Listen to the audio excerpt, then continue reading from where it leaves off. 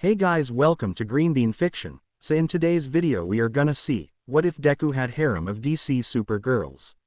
This story is The Boy with the Bat by DiabloDrago. Before starting, make sure to hit that like button, as your one like motivates me to bring more stories, and subscribe the channel if you are new so you won't miss our latest videos. Metropolis, the famed city of tomorrow, the Big Apricot, the Monarch City, New Troy. How many names does this city have? Well, most notably, Metropolis is known to be the home of Superman, Superman's city if you will. Who is Superman? If you don't, he's one of many superpowered heroes who populate the Earth. But this story isn't about him, far from it. No, this story is about this young green-haired Japanese male, who looks like he really needs some sleep. This young man is getting ready to leave his apartment, thankfully being within a reasonable walking distance for him. "Izuku, are you sure you're ready?" asks the boy's mother, Inko Midoriya. A woman with similar green hair and is a bit short and chubby but is honestly really adorable. "Don't judge me. Don't worry about me, Mom," the boy says plainly, not trying to disrespect his loving mother who has been the only source of stability in his life since his father abandoned him. "The less mentioned about that man the better. It's your third school since we moved. Gotham, then the one that shut down. I was defending myself," Izuku explained as he grabbed his bag and a metal baseball bat, giving his mother a hug before he left out the door. "Big brother," came a tiny voice, from none other than Eri Midoriya, a sweet snowball child with snow-white hair, red eyes, and a cute little horn that made her look like a unicorn. "Please don't get in trouble." "I won't, Snowball." Izuku gave a soft smile as he hugged his adopted little sister. The child nuzzled into the embrace, seemingly not wanting to let go. "I love you, be safe." He placed a kiss on her horn and moved to leave. "Izuku," his mother called out, pausing him just before he left out the door. "Promise me you'll make some friends," Inko pleaded with sadness in her eyes. Friends. The word left a sour taste in his mouth. He remembered friends who vanished, leaving him behind without so much as a word of where they went. The last time he had a friend, he got put into a hospital with second-degree burns. The scars never did stop hurting when he looked at them. Izuku wanted nothing more than to leave right there, but he looked into the eyes of his mother and sister, both holding sadness at the idea that Izuku might end up being alone again. He swallowed his breath and spoke in the most heartfelt way he could muster right now. "I'll try," he said, even though the word scraped its way out. And with that he made his way out the door. Later, Metropolis High, the second high school he's been to while living in Metropolis, third living in the US. Izuku looked at the hustling of the students eager to start off the new school year.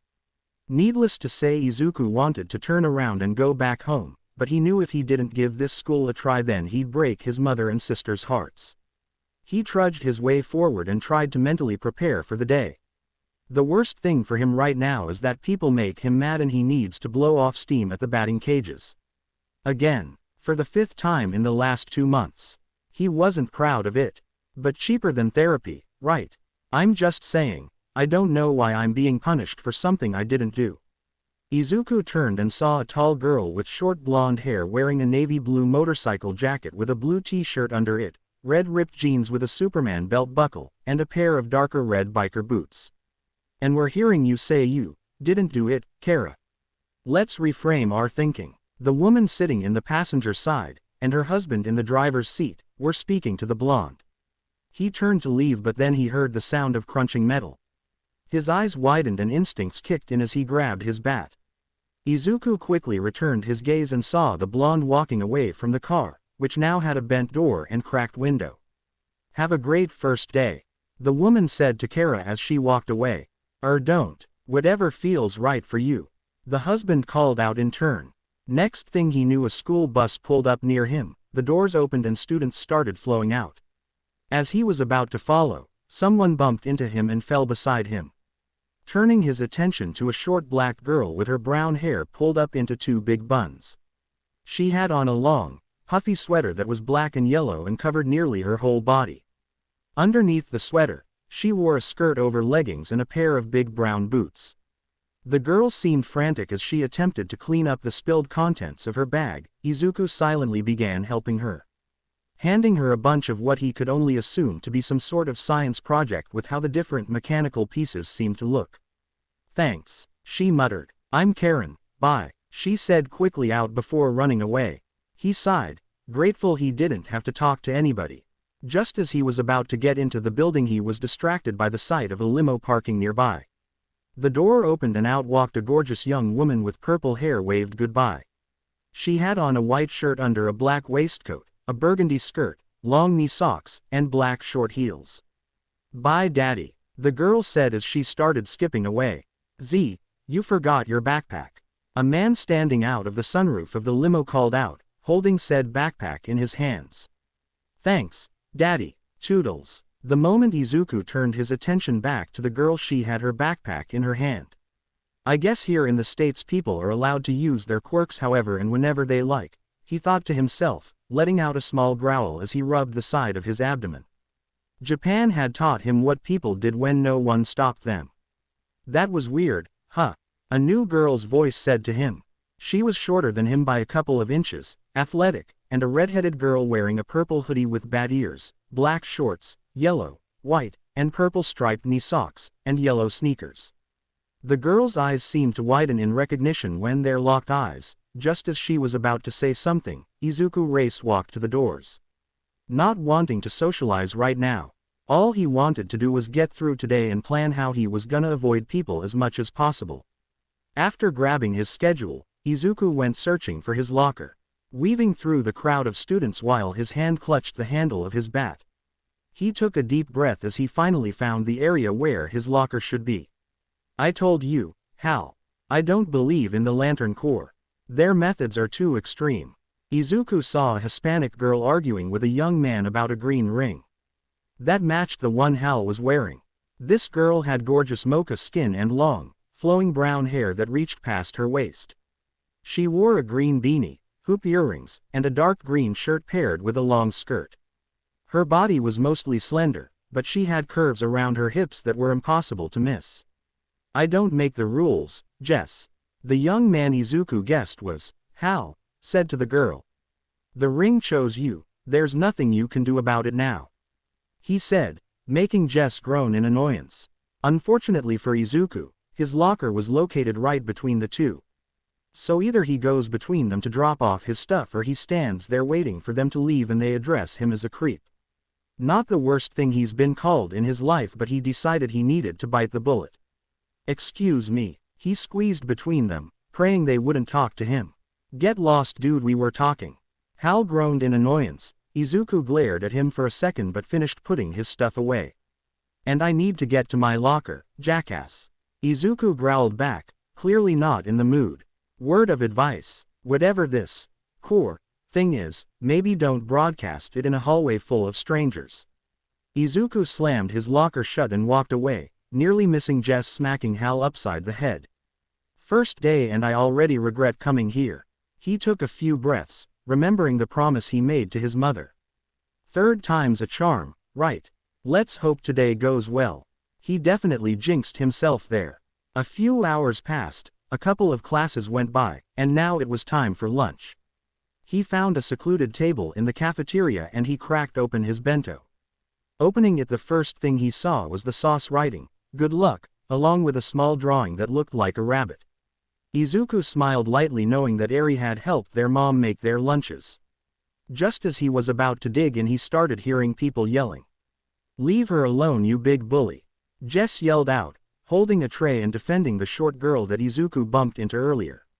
"My hair," said the girl, Z, if he heard correctly, as she stood up with her hair stained with ketchup and mustard. "My hair." Food fight. He saw that girl with the purple hoodie yell out. And all the students in the cafeteria except Izuku joined in. "I realized God hated me years ago, but at this point he might as well strike me with lightning at this point." Izuku narrowly dodged food trying to get out of the cafeteria and save his bento. At least that was the plan before he got tackled and thrown into the center of the shitstorm. Of course he landed in the middle of the only 5 lunatics he'd met this morning. Luckily he was still able to save his lunch. Unfortunately, during his struggle the principal happened to be passing by and saw the food fight. "Enough," the principal yelled, getting very few reactions to it. I said enough. That finally got the students to stop, except for the muscular blonde, Kara, who decided to smack a piece of pie in Izuku's face. They started it. Everyone points at the group in the center. If Izuku wasn't gonna commit murder before the mess, he certainly was now. U6. Detention. Now. The principal yelled, pointing to the door behind them. Izuku followed behind, used to not having his side of the story taken, so he figured he'd just sit quietly and leave when he could. Izuku still clutched his bento box as he was the last one to enter the room for detention. Hopefully he'd finally be able to eat. No food in detention, the principal said, reaching to grab the box before Izuku grabbed their wrist and shot a glare at them. Touch my lunch and you lose the hand. Izuku growled angrily before tossing the principal's hand aside. Taking a seat at the far corner of the room, he tore open his bento and started eating. Not caring for the looks the girls were giving him. The principal, holding their wrist, quickly exited the room and closed the door behind them. Izuku finally got to enjoy some quiet as he ate his lunch in peace, despite the girls staring at him. If you have something to say to me, then say it. Izuku scowled as he finished his lunch.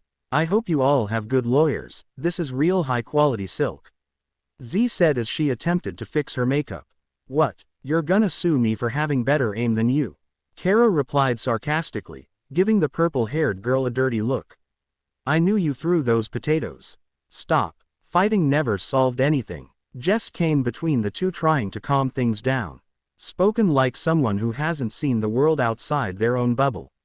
Izuku rolled his eyes at the Hispanic girl's comment. You threw more nuggets than anybody. I only retaliated to defend Karen from a bully like you. If I offended anyone, I just wanna say I'm sorry. Karen squeaked out, trying not to be noticed. You're fine. You didn't offend anyone. Karen, right? Izuku questioned, getting a nod from the smaller girl. Frankly, out of everyone here you seem the most tolerable. Don't even get me started with you. Kara stared pointedly at Izuku, who deadpanned at the blonde. You nearly broke the principal's hand. Over what? Your lunch. I've been stabbed for breathing too loud. This was mild, Izuku said plainly, getting some shocked looks from them. Why, you're kidding, right? Jess stuttered out, to which Izuku simply lifted his shirt and showed off his scar. Go on. Ask me again. He glared, causing the green-clad girl to shrink. Awkward silence closing in despite the redhead's apparent enthusiasm at the situation. Cutting through the tension, the principal walked in, followed by a truant officer leading an individual wearing a cloak. Causing all eyes to go towards the recent arrival. Someone stepped inside, tall and silent under a heavy cloak. Izuku felt the air shift. Trouble, heavy trouble. We found her wandering around town. The officer said, somehow coming to the conclusion that this person was skipping class instead of simply just being new in town or lost, and also goes to this very school when there are others because Metropolis refuses to make sense on any given Tuesday.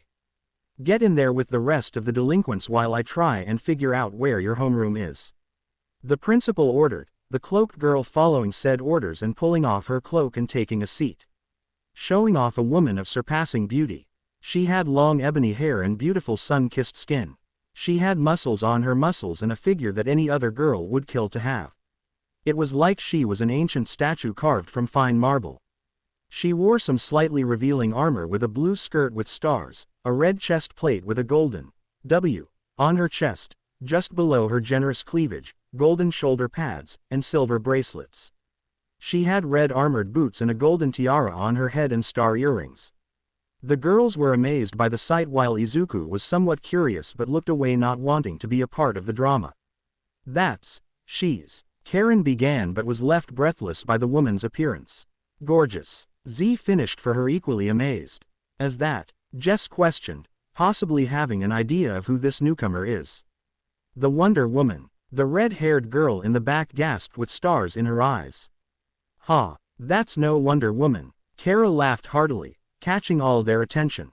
That's just some cosplay girl. I am no girl, Wonder Woman announced with a dutiful tone. I am Diana, Princess of the Amazons. I alone survived the 21 tests of the tournament of Athena and Aphrodite. By right, I am not a girl, but a woman. She declared with pride. Ha, trust me, princess. You do not want to start a fight with me, said Kara, showing that she's no pushover. Izuku stared at the interaction between the two girls with mild irritation. He could tell something was about to go wrong any moment now. He just wished he had his bat with him, though out of the corner of his eye he saw a wooden baseball bat. And so the plot thickens a bit more.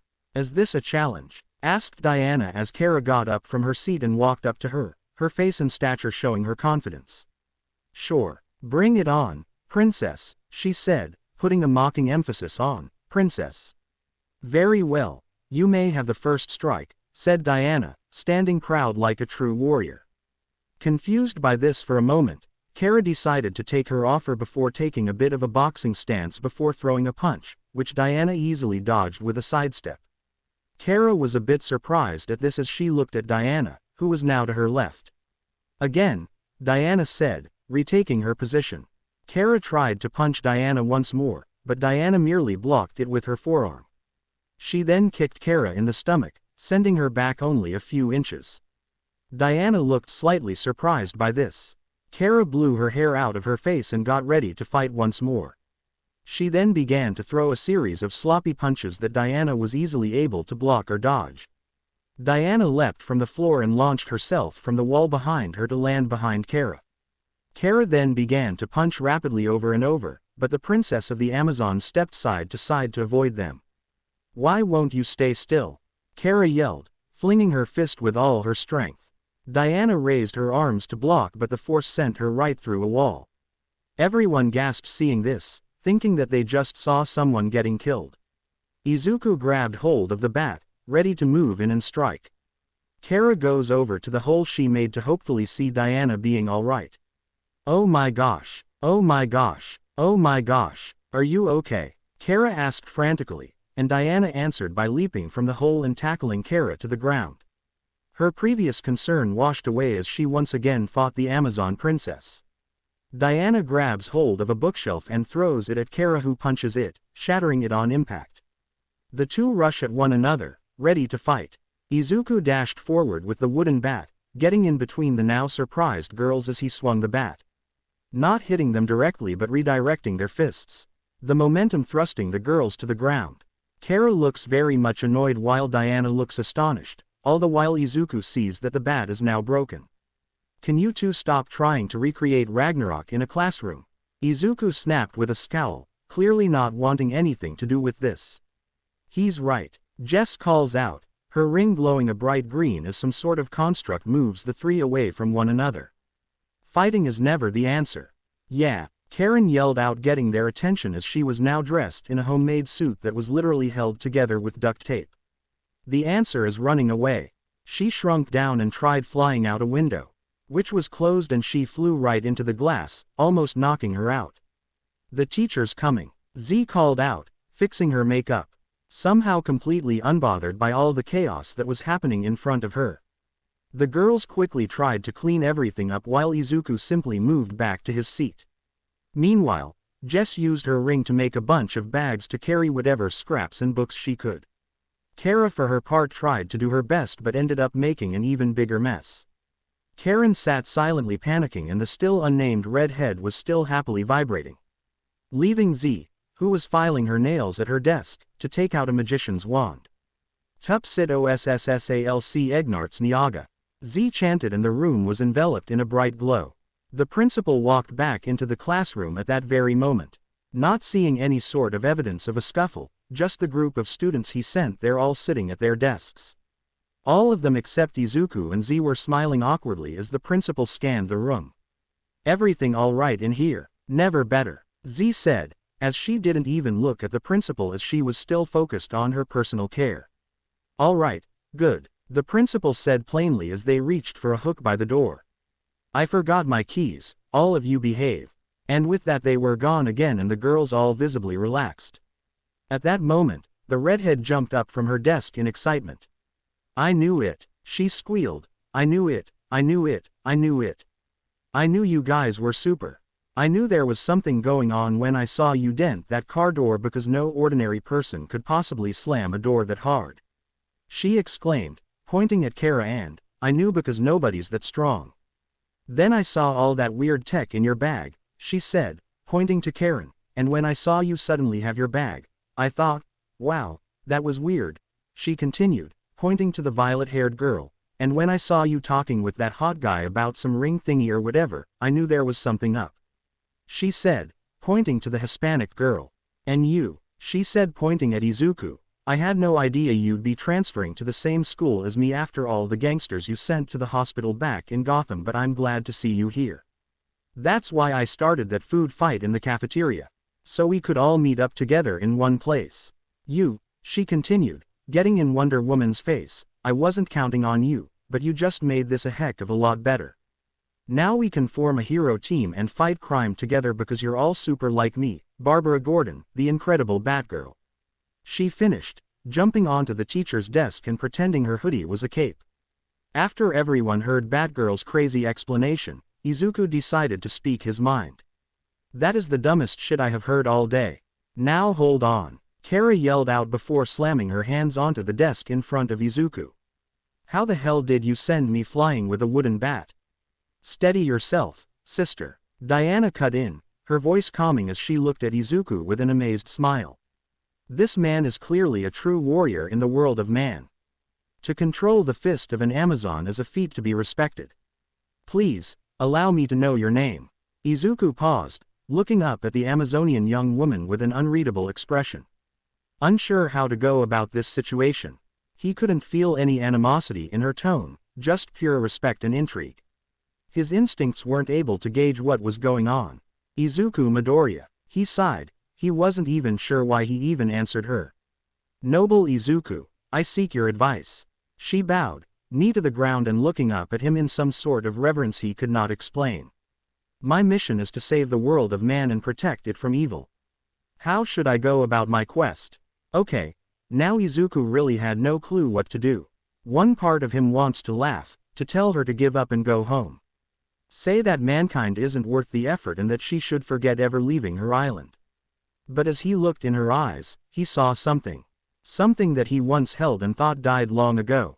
Just, don't lose hope. Izuku finally squeezed out softly, his eyes shifting uncomfortably. Unable to look her in the eyes. A superhero team. We could form a superhero team. Barbara suddenly exclaimed with stars in her eyes. Haza, at last, a sister in arms. I never dreamed of meeting another who had the spirit of an Amazon in the world of man, said Diana, wrapping her left arm around Barbara, who was over the moon about the situation. For you see, it is my quest, my destiny to bring about the way of life of the Amazons to this world. The gods have bestowed this honor upon me. I feared that I would have to shoulder this burden alone. But now I rejoice in knowing that I have a sister and a mighty champion by my side. Hugging both Barbara and Izuku in a bone-crushing hug. Let go of me, he wheezed lightly. Luckily Diana did as requested so he could breathe. No, no, no. You have 5 sisters and a brother, said Barbara, breaking off the hug and then pointing to the girls. However, the reaction from the rest of the room's inhabitants was not what Barbara or Diana expected. No way. Every time I use my powers, I end up in trouble, said Kara with a deadpan tone. I hate to say no, but I don't believe in violence, said the Hispanic girl with sadness in her voice.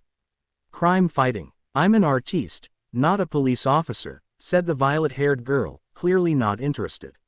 I'm, not really sure that I'm very good. Sorry, said the short girl, fidgeting with a marker shyly. Diana slammed her palms on the desk, causing the short girl to jump in fear. Cowards, snapped Diana, getting everyone's attention. You all have gifts that have been bestowed upon you by fate itself. Therefore you have a responsibility to use those gifts to aid the world. Yeah guys, what's better than crime fighting, world saving, tights and secret identities? Asked Barbara, hoping to get a rise out of the girls. A second lesson I suppose, Izuku began with a glare, getting their attention as he unconsciously rubbed his side. Most people don't do good unless it pays them. You'll learn quickly that most people here are only in it for themselves. Trust me, I love a moody, angsty, cutie with green hair as much as the next girl, Z began, having already packed her things into her bag. To fit as a hero, you gotta pass as a normal human being. She explained, gesturing to Diana wearing her armor. This in turn made Barbara have an idea. One so crazy and far off that it might just work. Tell you guys what. You give the superhero thing a try and in exchange you can give Diana a makeover. Sound good? Asked Barbara to the girls. The girls began thinking about it. Izuku was about to use this to his advantage and leave, but as his luck would have it the girls decided pretty quickly. Alright, I can't say no to a good makeover, Z stated, walking up to the group.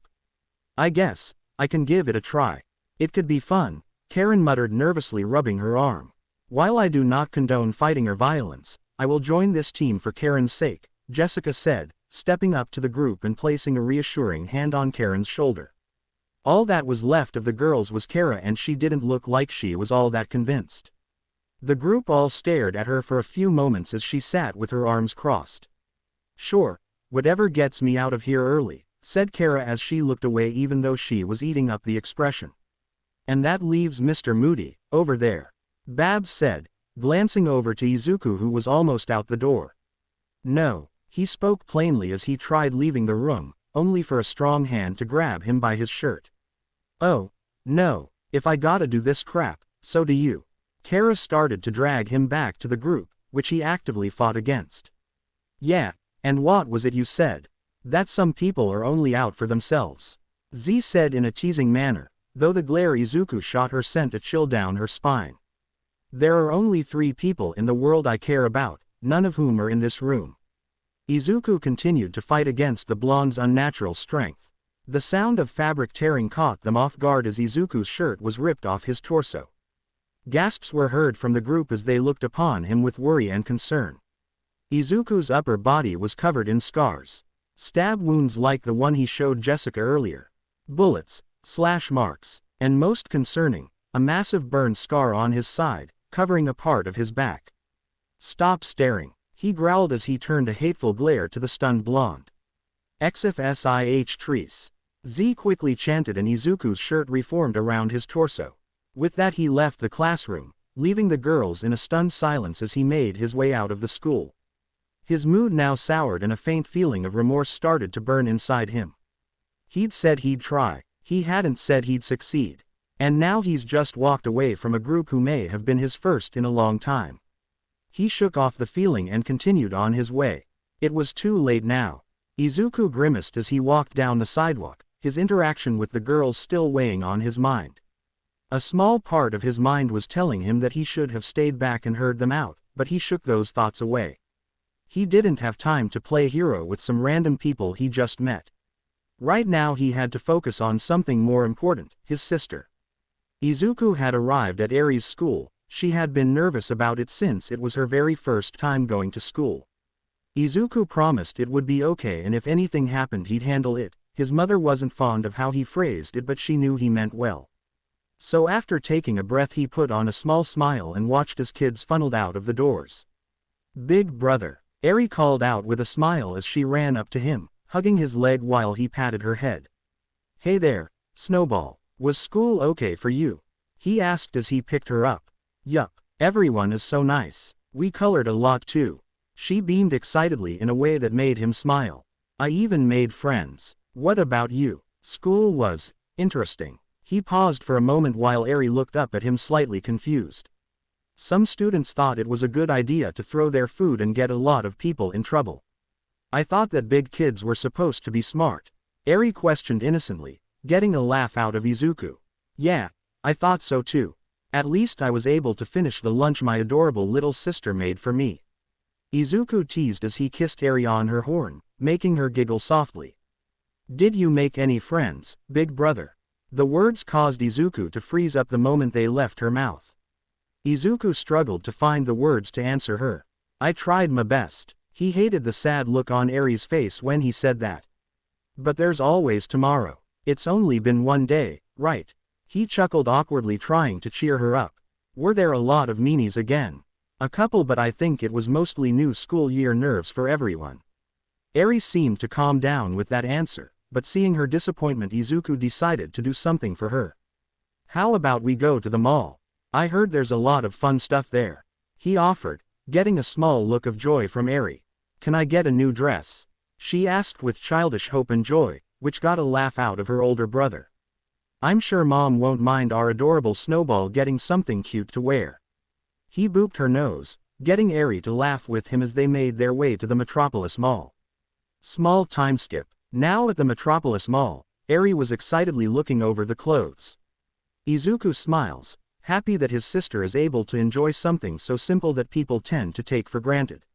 Little did the green-haired teen know he was seen by some familiar faces. Stay close, Eri, I'm gonna look through the bargain bins for a new jacket. Okay, Izuku, Eri cheered as she found a rack of dresses to look through. Izuku chuckles at her antics as he looks through the bins. Excuse me, a quiet voice came from behind him. Izuku turned around and saw Karen looking up at him. Sorry if you're busy, I just want to apologize for what happened. She spoke up a bit louder. It's fine, he said calmly. I don't blame you for anything that happened at school, you just got caught up in the crossfire. He spoke honestly. Karen visibly calmed down and smiled at him. You need help finding something. Just trying to find a new jacket, he stated, digging through the bargain bin until he found one he liked, a simple plain black jacket. Nothing special, but it was marked down to $8 so he wouldn't complain. So what are you doing here? We're helping Diana find some clothes to help her fit in, Karen said as she pointed to the rest of the girls who were standing by the changing rooms. Diana soon stopped out of the changing room and was dressed in what could only be described as a small thrift store worth of mismatched clothes. What the fudge happened? Izuku started but quickly corrected himself since he didn't want Eri to hear him swear. He was a responsible role model after all. What did you idiots do? Give her a pile of clothes at random? Geez. Izuku, despite not wanting to, quickly moved through some of the racks before giving Diana a proper set of clothes to try on and shoved her into the changing room. Diana stepped out and the warrior was now wearing a bronze-colored hairband, red star earrings, a red cardigan sweater over a white dress shirt, a blue skirt, white knee socks, and red slip-on shoes. Leaving the girls a little stunned. Oh, he's surprisingly good, Jessica mutters out impressed. Geek chic, nice choice Mr. Green. Z hummed in response. Mr. Green, I don't know your name.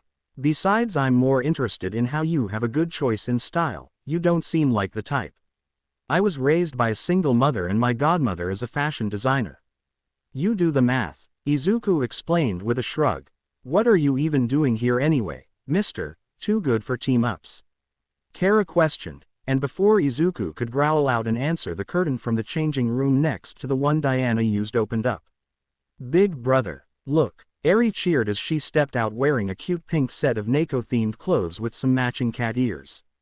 Oh my gosh, Kara suddenly squealed happily, shocking everyone since it didn't match her initial image. She is so gosh darn cute.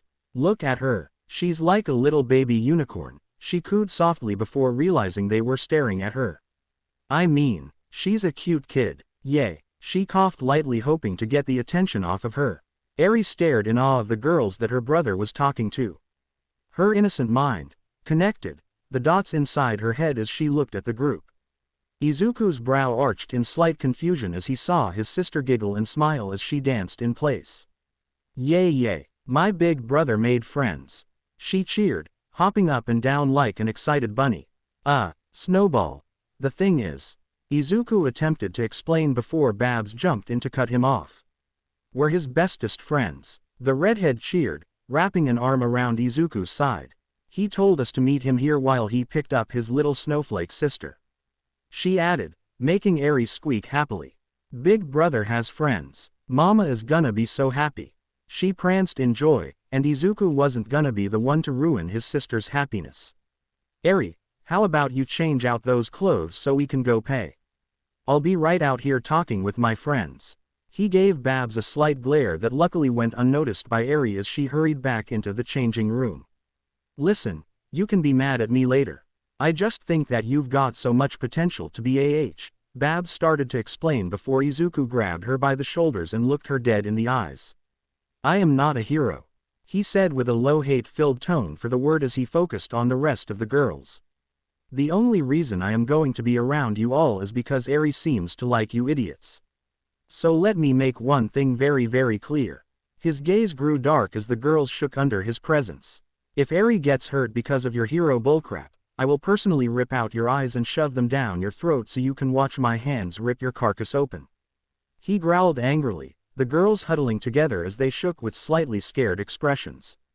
With that, Izuku took a deep calming breath before Eri walked out with her new clothes in hand, having somehow not heard her brother threaten his friends.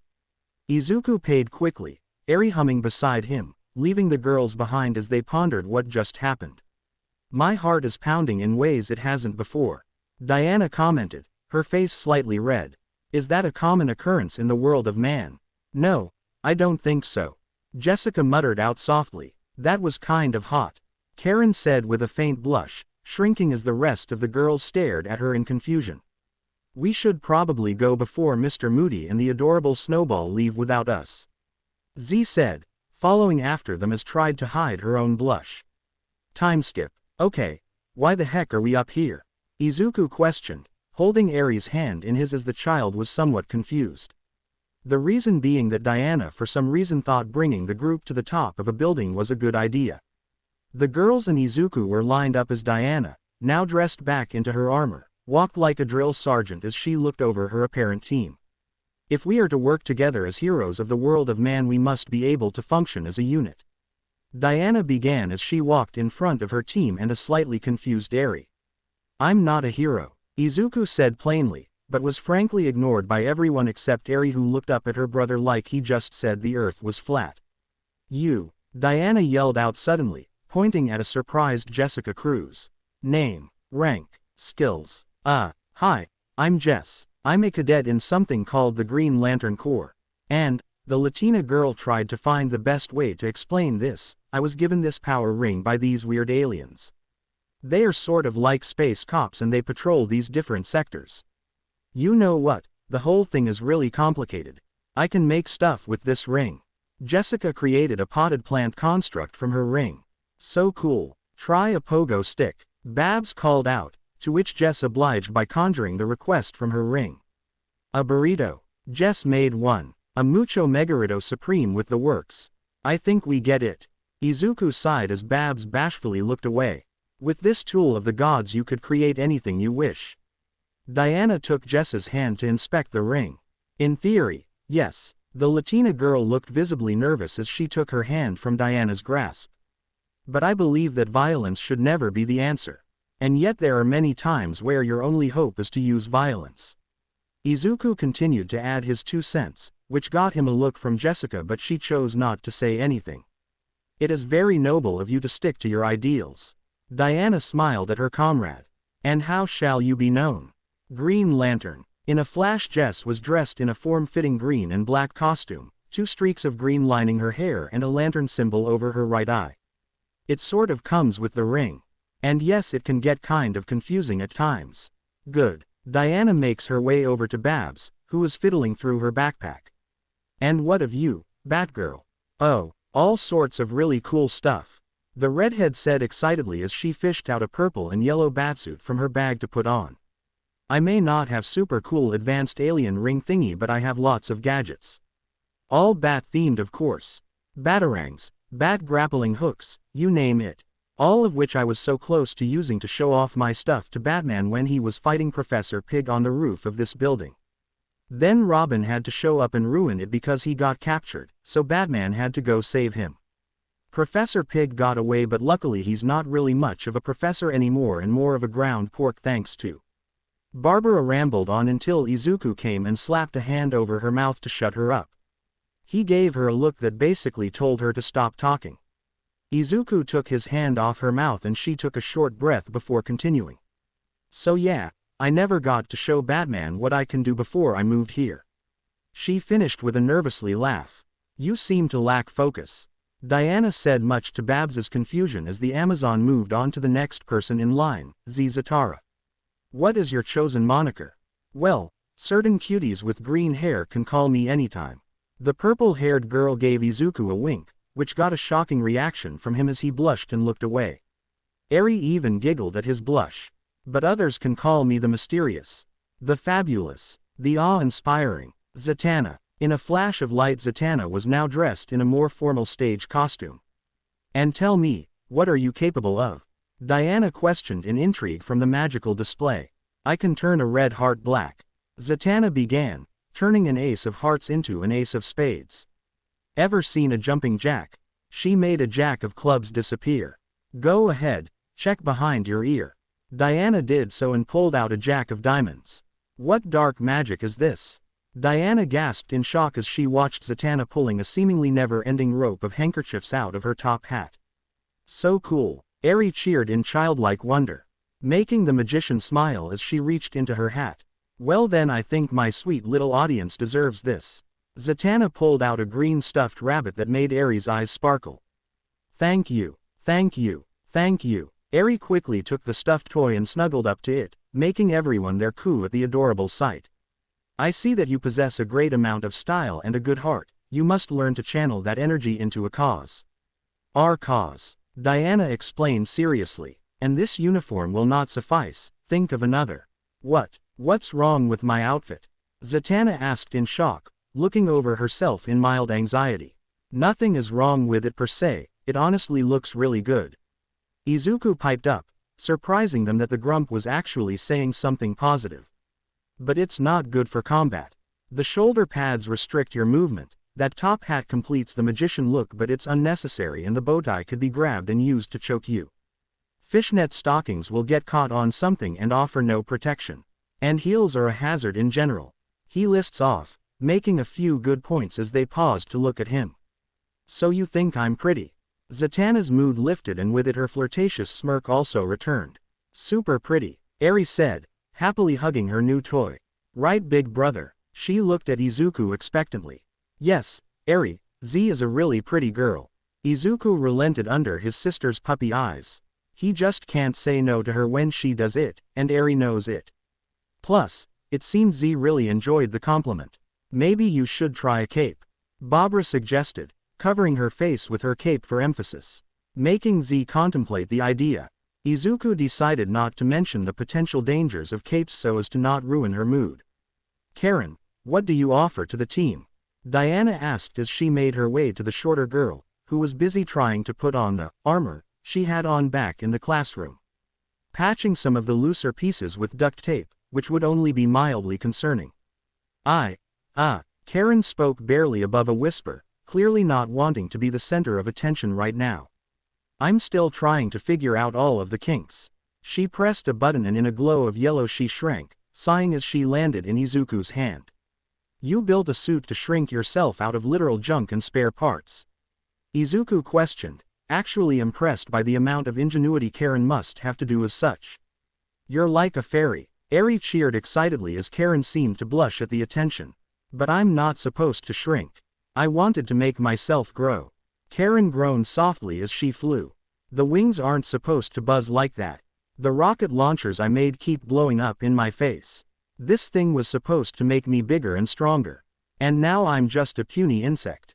I should just go home. The girl said meekly. If I wasn't sure I'd hurt you I'd flick you for the self-deprecation. Izuku, once again shocking the group. The fact you can make this from scraps honestly scares me a little. I mean, I would have killed to be smart enough to build myself a suit like this. So just take a breath and realize how special you really are, okay? It was at this point the girls were getting complete whiplash. When they first met the greenette he was a moody, edgy, growling mess, who had very much threatened them. Though he was just trying to look out for his little sister. Not to mention the occasional passive-aggressive comments. And now here he was offering praise to the anxious girl. Karen couldn't help but smile a bit from his words as she landed in his hand again. Thanks, I needed that. She bashfully looked away as she tapped her fingers together in a bit of embarrassment. Yeah, no problem, Izuku muttered as he realized everyone was now just staring at him. He shot them a glare that really didn't do much as Z simply gave him a smirk and Babs giggled at him. The champion is correct, little Bumblebee. Diana spoke as she approached the still shrunken girl. Champion, Izuku wondered but didn't say anything. You are capable of amazing things, though you may be small and unassuming now you are bound for greatness. You simply lack the confidence, Bumblebee. Actually I prefer the indestructible, Gamma Phase, 1000K. Bumblebee, Karen, short, sweet, easy to remember, and makes you sound approachable. Izuku piped up again, and super cute. Eri cheered with a childish giggle. Moving on. Diana resumed, walking over to Kara. And what of you? We've already seen you perform great feats of strength, but what else are you capable of? None of your business, princess. I ain't no hero. The blonde tomboy declared. That racket is for chumps anyway. You have great potential, but what you lack. Diana seized Barbara by the collar of her shirt. Is motivation. Everyone froze as the world seemed to be put into slow motion. Diana had begun the action of throwing Babs off the roof of the building. Only 2 people moved. Izuku's eyes widened as his body moved on its own, blitzing him to grab hold of the redhead as she was being flung off the roof. Unfortunately, the momentum of the Amazon's throw sent him flying as well. Izuku grit his teeth as he held the girl close. His hand extended towards the wall of a building as the two began a fast descent from the pull of gravity. Just before his fingertips could touch the concrete, they were caught. Kara had torn off her civilian clothes and flew after them. Now dressed in her own hero suit, being a blue long-sleeved shirt with a logo resembling an S on her chest, a red cape, red skirt with gold trimmings, and matching red boots. She held the two in her arms as she brought them back to the roof. Again. Babs cheered excitedly before she and Izuku were dropped back onto the roof. The green-haired young man took a long slow breath as he gripped the handle of his metal bat. Before anyone could say a word, he swung his weapon at Diana's head. The Amazon was barely able to dodge the attack as Izuku held a look of absolute rage. "You fucking idiot," he yelled out, stopping himself from taking another swing. "Did you even have a plan for if she didn't catch us? What if she was serious about never using her powers and let us fall to our deaths to prove a point? What about you, Greenie?" Kara voiced her opinion, still floating in the air above. "You jumped off and tried to catch her too. What was your plan, huh? What could you have done?" "I don't fucking know why I even did that. I had no plan, except for maybe grabbing onto something to slow us down," Izuku growled, still peeved at what just happened. "I didn't even realize what I was doing until I was already carried off." "Your body moved before your mind could catch up. That means something." Diana spoke up, Izuku glaring at her as she did. "That means something. Though you do not want to admit it, you value another person's life and are willing to do anything to protect those in danger. If that is not a hero in the world of man, then what is?" My big brother is a superhero," Eri called out as she hugged her brother tightly, slightly shaken from the events that had just transpired, but she wasn't gonna let that stop her. "Izuku saved me, so that makes him a hero. He makes the bad people go away." Eri smiled as she hugged her brother. The girls, however, just stared. Some of them wondered what it was that Eri meant when she said that. However, none of them wanted to say anything. Tension built up among the group. That is until Babs decided to say something. "So, what's next? Why the hell am I still with these girls?" Izuku kept his expression flat as Eri held his hand, the only thing right now keeping him calm. "I conjured a new outfit just to hang around a junkyard," Z complained. Her new look shimmered in purple and black, cape clasped with a red gem, boots sharp enough to stab the ground with attitude. Even her hair glowed faintly, like she refused to be anything less than dramatic. And true to her comment, Diana had indeed dragged them off to a junkyard. Rusted cars towered overhead, stacked like they were one bad idea away from collapsing. Honestly, Izuku really wanted to take Eri and run, but he doubts he'd get far if these girls were serious about keeping him around. "So is she trying to tell us she thinks we're trash, or?" Jessica began as she looked at all of the junk. "I'm sure Diana knows exactly what she's doing," Babs claimed, as the group's resident optimist. "Well, at least no one is gonna get hurt." Karen let out a dry chuckle, just before her suit sparked and shocked her. "Except maybe us, warriors." Diana called for their attention. "Today we must train for our mission. Can we keep it short?" Izuku cut in. "Eri and I have to be home in an hour." Eri slumped slightly. She really did seem to like these girls. "If we are gonna defend the world of man," Diana continued, ignoring them completely, "then we must be prepared to save." "Whoop, whoop," Babs cheered excitedly. "Man itself," Diana finished, gesturing to a group of mannequins placed in a particularly dangerous spot. "Pretty sure those are supposed to be ladies," Karen commented quietly. Diana startles them by letting out a battle cry as she throws a hubcap at a mountain of car wrecks. The stacked cars topple over, about to crush the mannequins. Diana leaps into action. She kicks away a car that was about to fall on one. She grabs the mannequins and leaps up, climbing the cars as they fall in a heap before launching herself clear. Landing safely atop the wrecks with the mannequins unharmed, she smiled at her team with a pleased expression. The girls and Izuku all looked at her, some nervous and others impressed. Izuku would be lying if he said he didn't find the display amazing, and Eri was clearly enjoying herself. "Now it's your turn," she states with conviction, and that's when the girls realized things were about to get real. They started with Kara. The cars were once again stacked with Diana standing at the top. Kara was surrounded by mannequins. She looked uneasy for a moment before Diana started her test. Diana leapt off the wreckage, tipping it off balance and sent the cars falling down to the mannequins.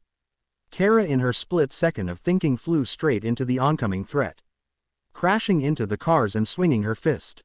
In a flash the cars were smashed to pieces. When the dust cleared, Kara smiled, thinking she did a good job. Karen's scream cut through everything. Their attention was drawn to Izuku, who had shielded Karen and Eri from debris. But that wasn't what made her cry out. No, it was because Izuku's arm had chunks of jagged metal sticking out of it. Blood trickled down the old metal as he made sure Eri and Karen were okay. Eri started tearing up at the sight of her brother being hurt, something that made all the other girls wince. He didn't flinch, as if his body hadn't even registered that it had been hurt, let alone stabbed. He gripped the pieces of scrap and ripped them out of his flesh. The blood-stained steel hit the ground. Eri had her eyes closed as he did so, with the other girls all having shocked and concerned expressions as they watched. Too stiff to try anything at that moment. Kara began, her eyes wide and the shock making her fall to the ground. "I didn't mean for that. I didn't. I'm sorry." Her tone fell with each word as she couldn't even look at him. Izuku didn't pay much attention to them, his only concern was Eri. Izuku wiped away the little girl's tears with his thumb, petting her gently as she clung to him. Izuku," she spoke softly, her horn glowing slightly. "I'm all right, Eri. It doesn't even hurt. All that matters is that you're okay." He smiled, placing a kiss on her horn. Eri's grip didn't loosen, her hand going down to the still bleeding injuries. She continued to cry, her horn glowing brightly for a mere second before it stopped. In that moment Izuku's injuries were gone, as if they didn't happen in the first place. The girls were once again left speechless. Izuku simply kept comforting his sister, picking her up off the ground, and keeping her in his arms. "And look at that, Eri." Izuku positioned her so that she could see the part of his arm that was hurt. "You helped me, you're my little hero Snowball. You're getting so great at using your quirk." He praised her, petting her as he held her tight. The little girl said nothing as she clung to her brother, snuggling deeper as he simply picked up his stuff. Sighing, he looked towards the girls who were still in a frozen state of shock. His gaze lingered on Kara, whose face was riddled with guilt. He wanted to be angry, and he had every right to be, but right now all he cared about was Eri. "I gotta take Eri home, things got too exciting for her today." He began walking away, but before he left he had a thought. "Please don't make me regret this." He groaned mentally as he turned to the girls. "If Eri is up for it, maybe we can start again tomorrow." Yeah, sure," was the only response he got from Kara. "We'd understand if you didn't want to." Karen voiced her thoughts. "Very well, champion. The choice is yours to make. We will meet again on the morrow," Diana stated stiffly with the stance of a soldier. Meanwhile, Izuku still had Eri in his arms as he made his way through town, dodging teens who seemed to have been plugged into some VR specs he'd seen on a commercial. It wasn't his business how other people spent their time. Izuku sighed as he looked down at Eri, who still clung to him like he could disappear at any moment. "Are you okay, Snowball? You got hurt again," the child said as she traced at the holes in his jacket from the metal earlier. "You promised you wouldn't get hurt again." "I also promised to make friends. It's hard to keep so many promises," Izuku joked, chuckling lightly, but Eri didn't join him. "I'm okay. And I always will be, alright. Accidents happen, and you really can't control that." "Okay." Eri nodded before she laid her head on his shoulder. They were nice, she said suddenly, referring to the girls. Quote. They weren't the worst. Needless to say, Izuku was still on the fence about the entire ordeal. Are you gonna see them tomorrow? Only if you want to. I may not want to be a hero like them, but if they make you happy I can deal with it. But you're my hero. Eri pouted. I want you to smile more too. I smile plenty, Snowball. He fired back, but a look at his sister's hopeful face shot him down. But we can hang out with them tomorrow, okay? Yay. She smiled again, something that Izuku promised he'd always protect. Can we get ice cream too? Maybe after dinner. Don't want to spoil your appetite. He laughed as Eri pouted again but didn't fight it. He may love spoiling her but that doesn't mean he'll give in so easily. Later, they finally made it into their small home. Well, as small as a 4-bedroom home could be, but it only had 1 bathroom. His mother got it for a steal, not to mention her new job paid really well. However, that was neither here nor there at that moment as Izuku simply put Eri on the couch and turned on some cartoons so he could start dinner. He wasn't a master chef by any means, he was self-taught since his mother always had to work while he was growing up. So all he made was a simple and easy gyudon with rice, and some reheated miso soup they had left over. But he did slice up an apple for Eri, it was her favorite after all. I'm home. Their mother had returned, sounding tired but she smiled as she walked in to see her children. Mama. Eri smiled as she happily rushed to give Inko a hug, one which the Midoriya matriarch returned. My sweet little snowflake. Inko smiled as she held her daughter. How was your day, sweetie? She asked as she made her way to the table where Izuku already got her some food. It was great. And guess what, Mama? Eri paused as she sat next to her. Izuku made friends. Silence. It was at that moment that Izuku realized he should have bribed Eri to not say anything to their mother. Inko's eyes widened as she slowly moved to stare at her son. Izuku knew exactly where this was going and braced himself. My baby boy. Inko cried literal waterfalls as she nearly tackled Izuku with a hug. My sweet little Izuku made friends. She continued to cry as Izuku held her close. It's okay, Mom, it's okay. He hugged her tight as he calmly spoke. It's just us. It's just you, me and Eri. That calmed her down. Inko returned to her seat and kept smiling. I'm just so happy you actually have friends. You know what that means. Inko's puffy eyes sparkled with a mischievous glint. You're one step closer to a girlfriend. And that means one step closer to getting married. And one step closer to giving me an adorable grandbaby to spoil. She muttered and listed off multiple. One step closer to, like she had prepared the whole list in advance. Izuku honestly wouldn't doubt that she did. Mom, it's only been a day. He gave a small wry smile. Besides, kind of all already have a girlfriend. I think I should probably introduce her sooner rather than later. He paused his train of thought as his mother finally calmed down. I'm sorry, Inko apologized as she finally started on her meal. It's just, I've wanted you to make friends. Be happy. And now you're finally. She almost started crying again. Mama, Eri chimed as she hugged her mom. Big brother kept his promise, and they want to play again tomorrow too. You have to go. Inko immediately shot up and almost scared her son with her intensity. Sorry. She realized what she did and sat down again. Well, my day has been planned, I guess. Izuku deadpanned slightly, but at least his mother was happy. They ate the rest of their dinner in a content silence. Inko insisted on doing the dishes as Izuku opted to take a quick shower. He was glad his mother did not notice or question about the holes in his new jacket, because he really didn't want to have to explain it. You can't really tell a very emotional mother of two that, I got stabbed by a rusty piece of metal but I'm okay since my sister's superpower made it never happen. He absolutely did not want to explain to neighbors or cops how and why his house got flooded. Again, the Midoriya family is very emotional, okay. As the hot water hit his skin, Izuku couldn't help but look at his arms. At his scars. His hands looked like they had been crushed, they healed crooked. Wrong even. His arms were littered with stab wounds and burns. His torso also had scars, mostly bullet wounds and some more burns. The worst wasn't even that he had them. What was worse was that he didn't feel any of it. Not even when he had that piece of metal in his arm and tore it out earlier. He lost that years ago. He almost missed being able to feel pain. Almost. He exited the shower and made his way to his room, lying down on his bed as he scrolled through his phone. A heavy thud got his attention. He looked down at the floor for the source of which and smiled. Looking up at him was none other than his dog, Beef, an overweight chihuahua that had just attempted to jump on the bed and failed. Beef looked up at Izuku with pleading eyes, wanting to be on the bed with him. Oh, fine. Izuku grabbed the little dog and placed him beside him. You silly dog. He rubbed Beef's belly, which the dog farted in response.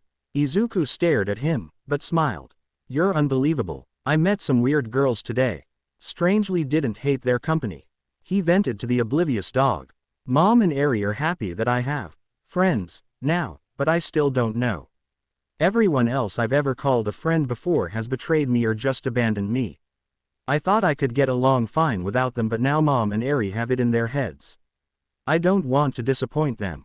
Beef squirms in his spot, not really understanding the boy's ramblings. Ding. Izuku's phone vibrates in his hand, alerting him of a message. He opened it to see the contact titled, My Love, had appeared. Did she change her name in my contacts again? When did she? Izuku thought but brushed that aside and read the message. My love. Hey Izu. How was school? Make any friends? Me. School was decent I guess. Eri thinks I made friends. My love. That's good. Any girls? Me. All girls. Eri liked them a lot. She wants to hang with them again. My love. That's nice. You better do it. Have some fun. All the details are almost sorted out. I'll be joining Metropolis High soon. Me. That'll be nice. Hopefully it all works out. My love. Gotta go. Love you lots. Have fun. Izuku went to type again, but froze for a brief second. She always said the L word pretty much every time they talked, yet he hasn't been able to say it, let alone text it yet. He sighs as he types again. Me. I will. Thanks for checking up. She says it every time. He paused for a second, and I still can't say it back. He berated himself. Why is she so patient with me? And why haven't I actually introduced her to Mom yet? I am so stupid. He laid back on his bed, Beef snuggling in close for some attention. The presence of the little dog easing him. He lets out another sigh as he stares at the ceiling of his room. Tomorrow is a new day. Time skip. The bell had rung and the students were now filing out of classes to go home. Izuku was at his locker grabbing his stuff, and once he closed it he found Jessica next to him. The two stared at each other for a brief moment before Babs cut in between the two to get their attention. Hey, Green, the excitable redhead greeted with enthusiasm. So what's the plan? Are you and Eri gonna join us on our second day of hero work and help Diana be normal? Yeah, Eri liked you guys enough to want to see you again apparently. Izuku sighed as he finished packing his stuff up. Just gotta go pick her up. I have my mother's van with me today. Jessica spoke up. There should be plenty of room for all of us. We can meet the others and head out. That works. They exited the school and saw the rest of the girls waiting beside Jess's van. Kara was the first to notice him and immediately looked away guiltily. Something that did not go unnoticed. So who sits where? Z questioned as Babs hopped in the front seat. I'd personally prefer a window seat if that's alright with everyone else. Shotgun. The Gothamite cheered as she claimed her seat. Soon enough the rest of the girls and Izuku had moved into the van. Jess in the driver's seat with Babs in the passenger seat. Diana, Karen and Z sitting in the center row, thus leaving Kara and Izuku sitting in the far back. The blonde didn't protest, but she didn't look at him. Not even once. Izuku started feeling a bit guilty for not really saying anything. He takes a breath before he gently taps her shoulder to get her attention. It's all right. He looks at her for a second as she seems to process what he said. I'm sorry, Kara says quietly. I should have known better. I didn't mean for it to happen. Should've, would've, could've. So long as you learn something. Izuku says as he shows off his arm. Didn't feel it anyway. Haven't been able to for years. That is extremely concerning. Z chimed in as she overheard the conversation. I'm used to it. Izuku shrugs, the girls having the chance to see his hands more closely. Have you seen a doctor about that? Is there something they could do? Karen questioned with worry etched all over her face. Just nerve damage, stopped feeling pain. And I sometimes have trouble using my hands. But I manage. What happened to you? Diana bluntly asked, with some of the girls just staring at her in either shock or disappointment. Learn some tact, Diana. You don't just ask something like that. Z chided her friend. Some people can be very sensitive on the topic. He can tell us when he's ready. I already feel like this was a mistake. Izuku rubbed his eyes tiredly. How about we just focus on doing something fun? Kara suggested, still not really over the situation. The rest of the ride was pretty calm, the girls engaging in simple conversations and Izuku just sitting back. Not really adding anything unless he was directly addressed. It didn't take long for them to get there. So Izuku quickly exited the vehicle and made his way to the door. Eri had already gotten out and smiled at him. Are we gonna hang out with your friends again? She asked in a hopeful tone as she was led to the van.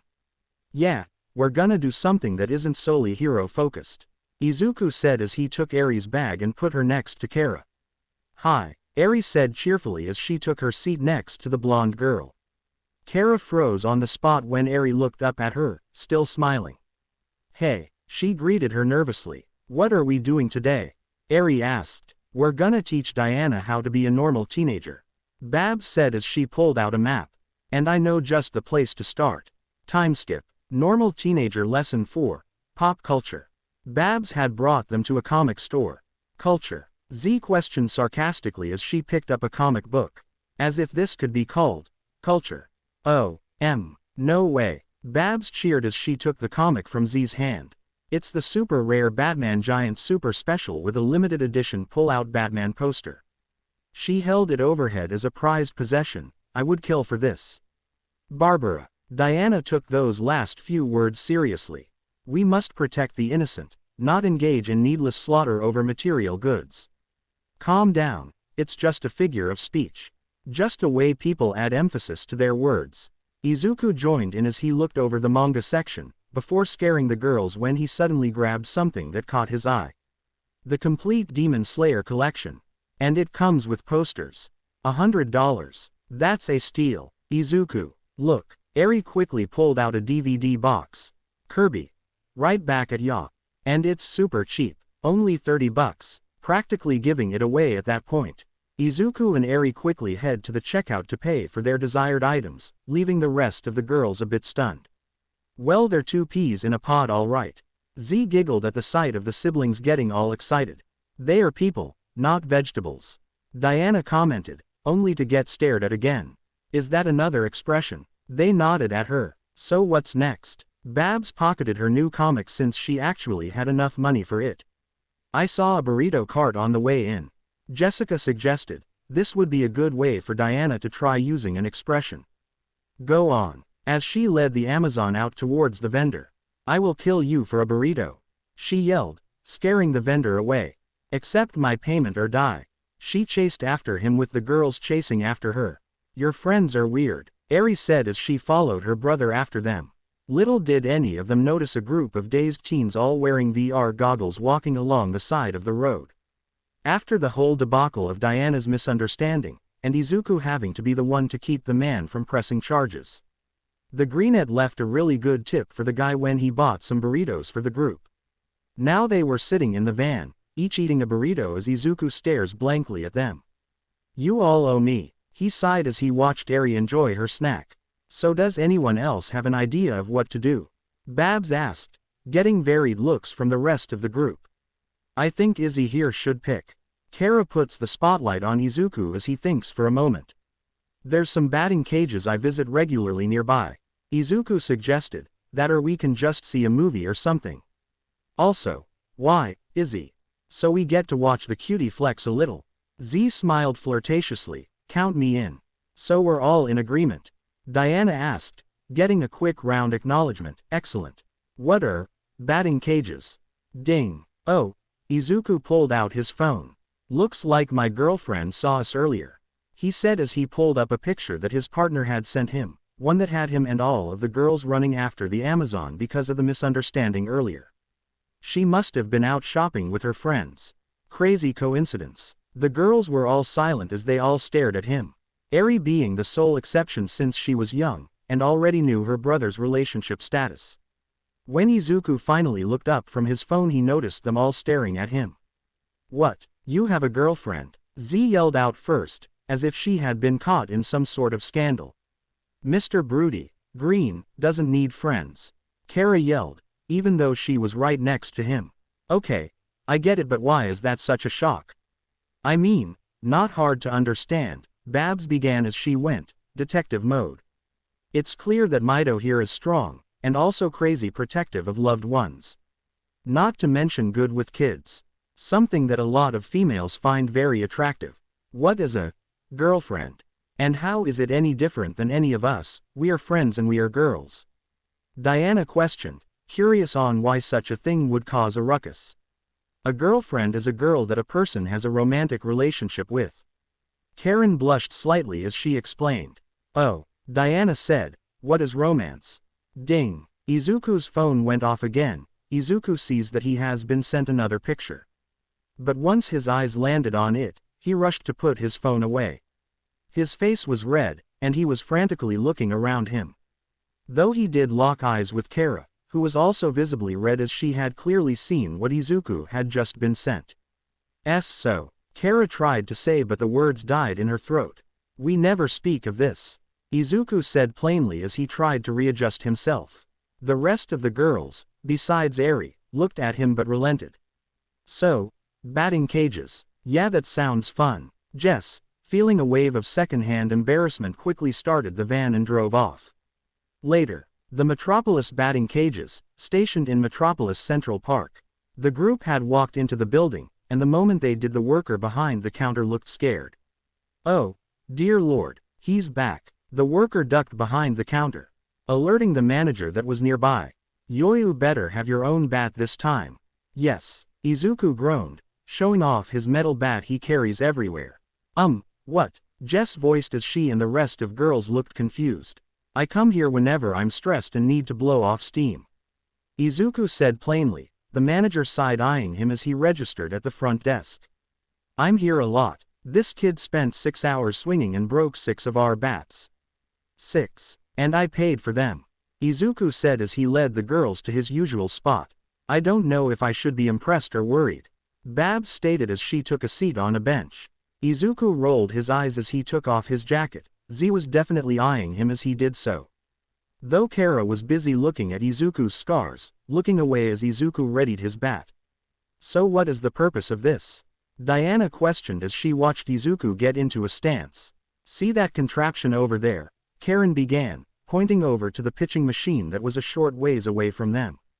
"That little machine is gonna fire the baseballs and Izuku is gonna use his bat to hit the ball.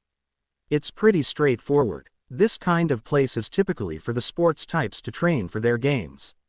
I guess that'll be Diana's next. Normal teenager, less," Babs said as she took out a notepad to add it to her list. "You're just like Big Brother." Eri giggled as she watched Babs write in her book. Diana focused on Izuku as she watched him swing his tool, hitting the ball and sending it flying into the net at the far back. Izuku continued the act, all the while Diana quietly observed him as if she was studying a new fighting style.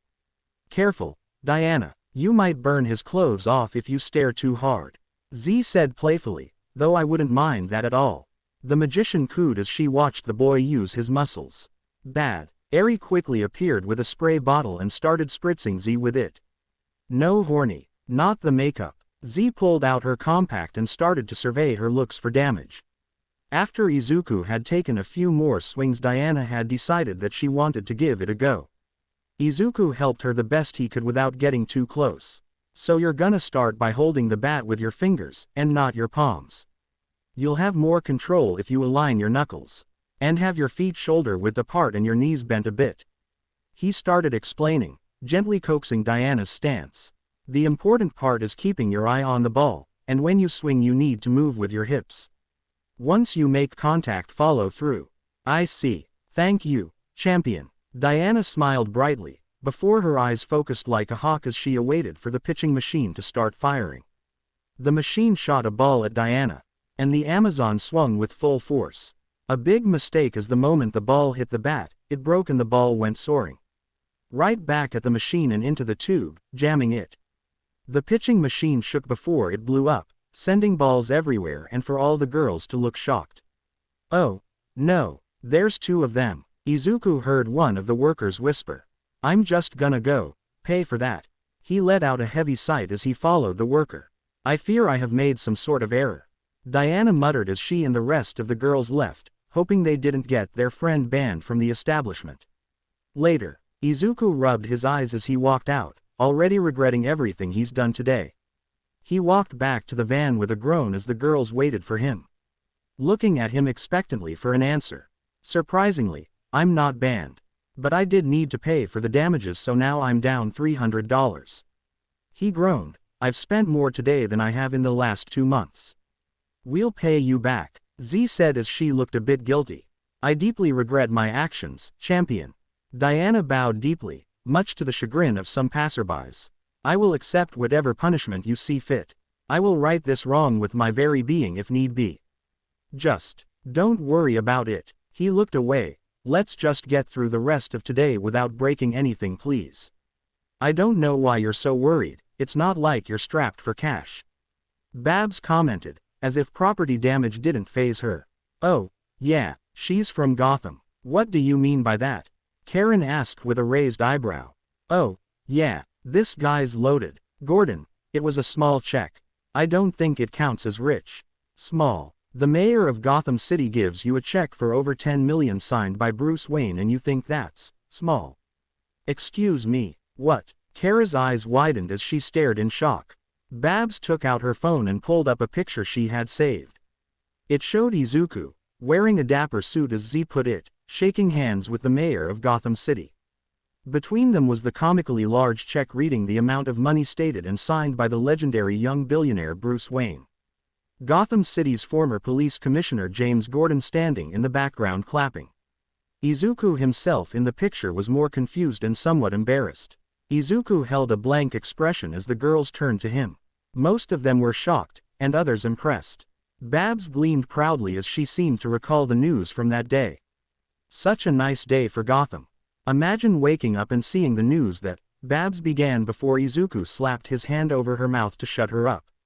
Babs made sure to slobber all over his fingers for that, to which Izuku promptly wiped it all over her hoodie. Babs then proceeded to tackle Izuku, but she didn't take into account that Izuku was stronger than her. So Izuku caught her and took her to the ground. "Go Izuku," Eri screamed with a wide smile. "Get him Babs," Z chimed in. "Stop fighting," Jessica said, getting ready to get in between the two. Kara and Diana only watched in silence as Izuku pinned Babs to the ground, grabbing one of her arms and pressing it to her back, careful not to put too much of his weight on her. In the end, the Gothamite had no choice.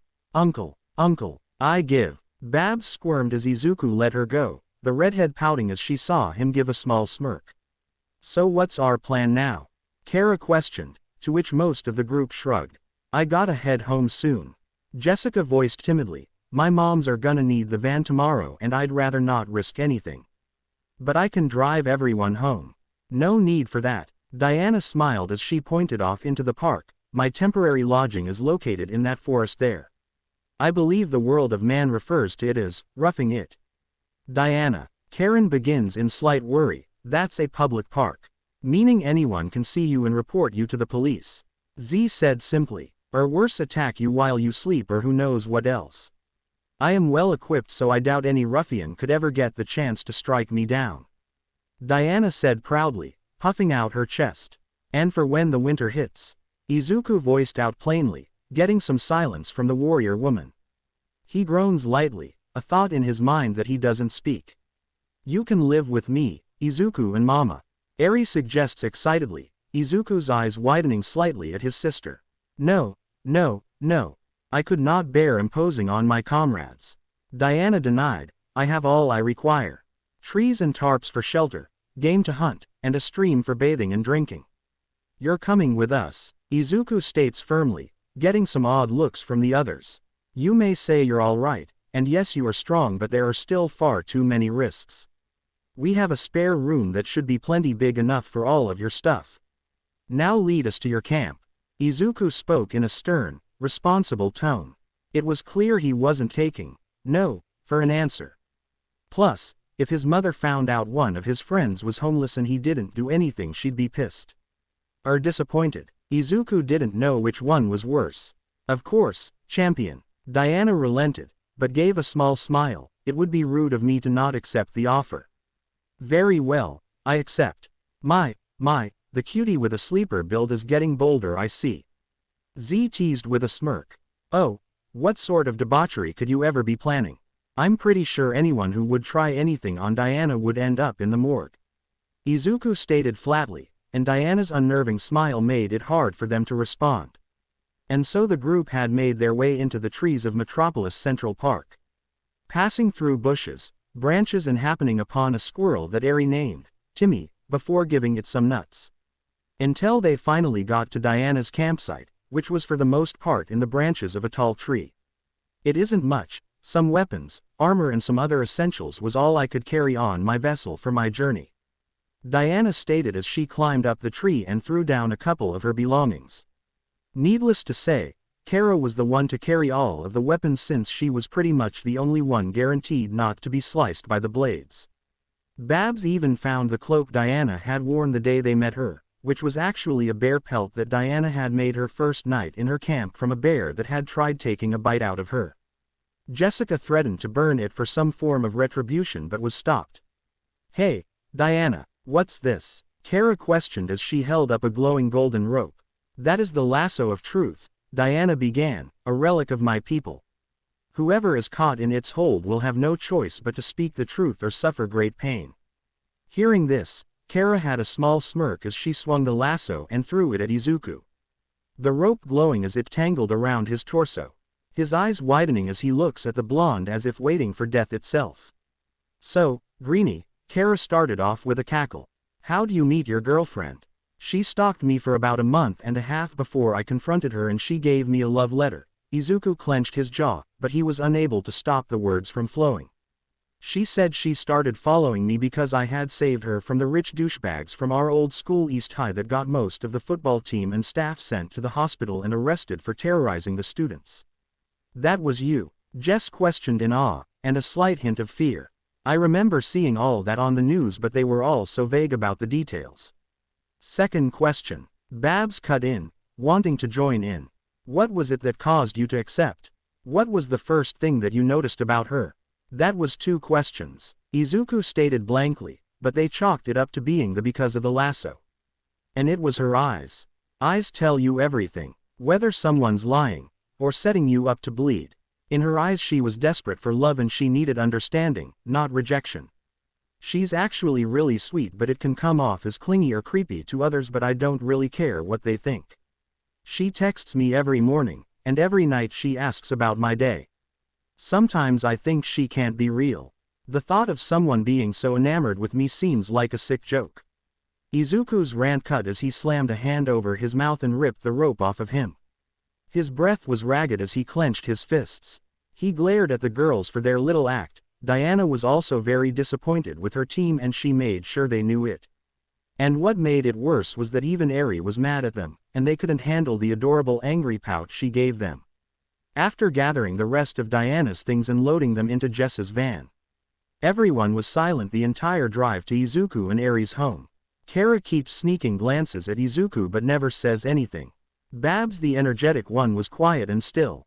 Z and Jess focused on anything but the others in the car. Karen was looking around at everyone, trying to not let her anxiousness show. Eri sat closest to Izuku, holding onto his hand as she leaned in closer to him for comfort.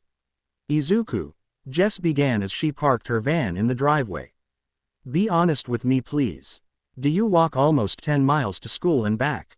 Yes, he answered bluntly, and it's only like 7 or 8 miles.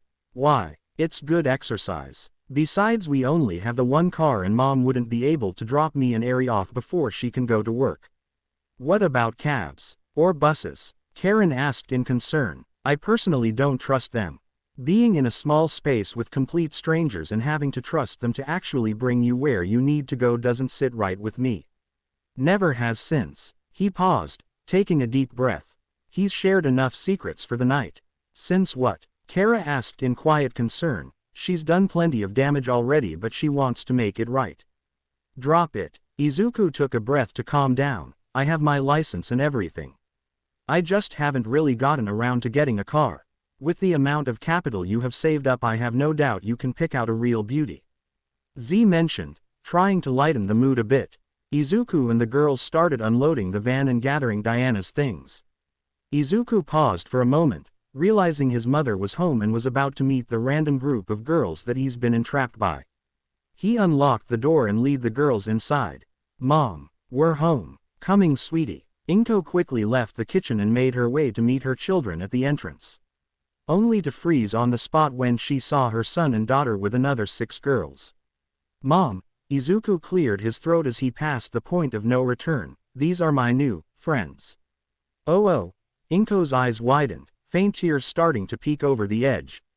It is an honor to meet the mother of a champion. Diana bowed respectfully. You have raised 2 very amazing children.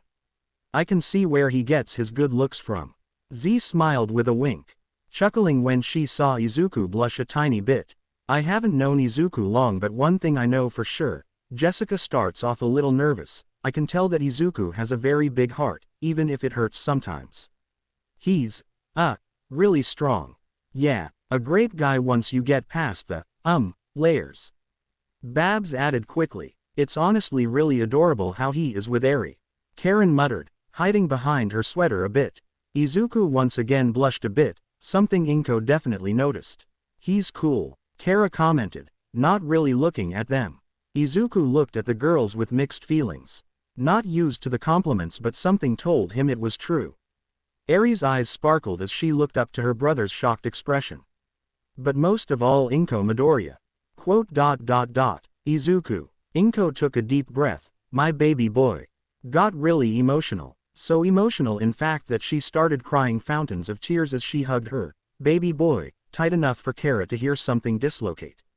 Shocking the girls greatly by the display of the green-haired mother. Mom, breath please. You're flooding the house again. Izuku hugged his mother. Mom, it's just you and me. Just you and me, he whispered softly, petting his mother's hair gently as she took a few small breaths. That is so freaking cute. Kara squealed in her head as she watched them. A bark caught their attention as Beef floated in on his doggy bed like a makeshift raft. The girls just stared at the chunky boy floating past them as Eri went to the door, opening it to let all of her mother's tears out of the house, nearly taking Beef with it before Eri grabbed the bed so it wouldn't float away. I'm sorry, Inko stuttered as she broke from the hug with her son, wiping away her tears. I'm so happy Izuku has such nice friends. She sniffled. Oh, where are my manners? Is there anything I can help you girls with? Tea, snacks. We appreciate the offer, Ms. Midoriya, but we're just here to drop off Diana here. Z explained, though Inko grew a bit confused by this. Mom, you see. Diana here is kind of. Izuku paused for a moment, homeless. And I already kind of offered our spare room. It was a heat of the moment thing. You poor dear. Inko rushed to the taller young woman to inspect her. You're not hurt, are you? Where are your parents? I'm fine, madam, Diana assured. My mother knows I am here, but she doesn't quite know of my situation. Izuku noticed the look in her eyes, and how she didn't quite look his mother in the eye as she spoke. Well, you are welcome here. Inko offered a motherly smile as she led Diana through the house. I'll show you where your room is and you get yourself comfortable. Yes, thank you. But first, Diana went to pick up a fairly sized chest and dropped it in front of Inko. A gift for you and your kind family. Before Inko could protest, Diana opened the lid to reveal a large amount of gold and jewels shining brightly. Oh. Inko was genuinely speechless, if not even more confused. I know such a small thing could not even begin to cover the debt I owe you and your son. But rest assured I am prepared to do whatever is necessary to repay your kindness. Diana spoke dutifully, which only confused, if not frightened, the poor woman in front of her. Diana, please just start unpacking before you make my mother short-circuit. Izuku sighed heavily as he rubbed his temple. I guess it'll be good for Mom to stop worrying about money for a while. After Diana had all of her stuff moved into her new room, the rest of the girls left, leaving Izuku, Eri, Inko and Diana alone for the rest of the night. Dinner was quiet with the exception of some small talk, and Inko scolding Eri about feeding her veggies to the begging beef. Soon enough, it was just Izuku and Diana in the living room as Inko had brought Eri to bed. Neither of them really spoke, as Diana was busy reading up on some classic American literature and Izuku was just sitting there enjoying the silence. I do not get why this girl does not simply fight for herself. Diana raised an eyebrow as she looked up from the book.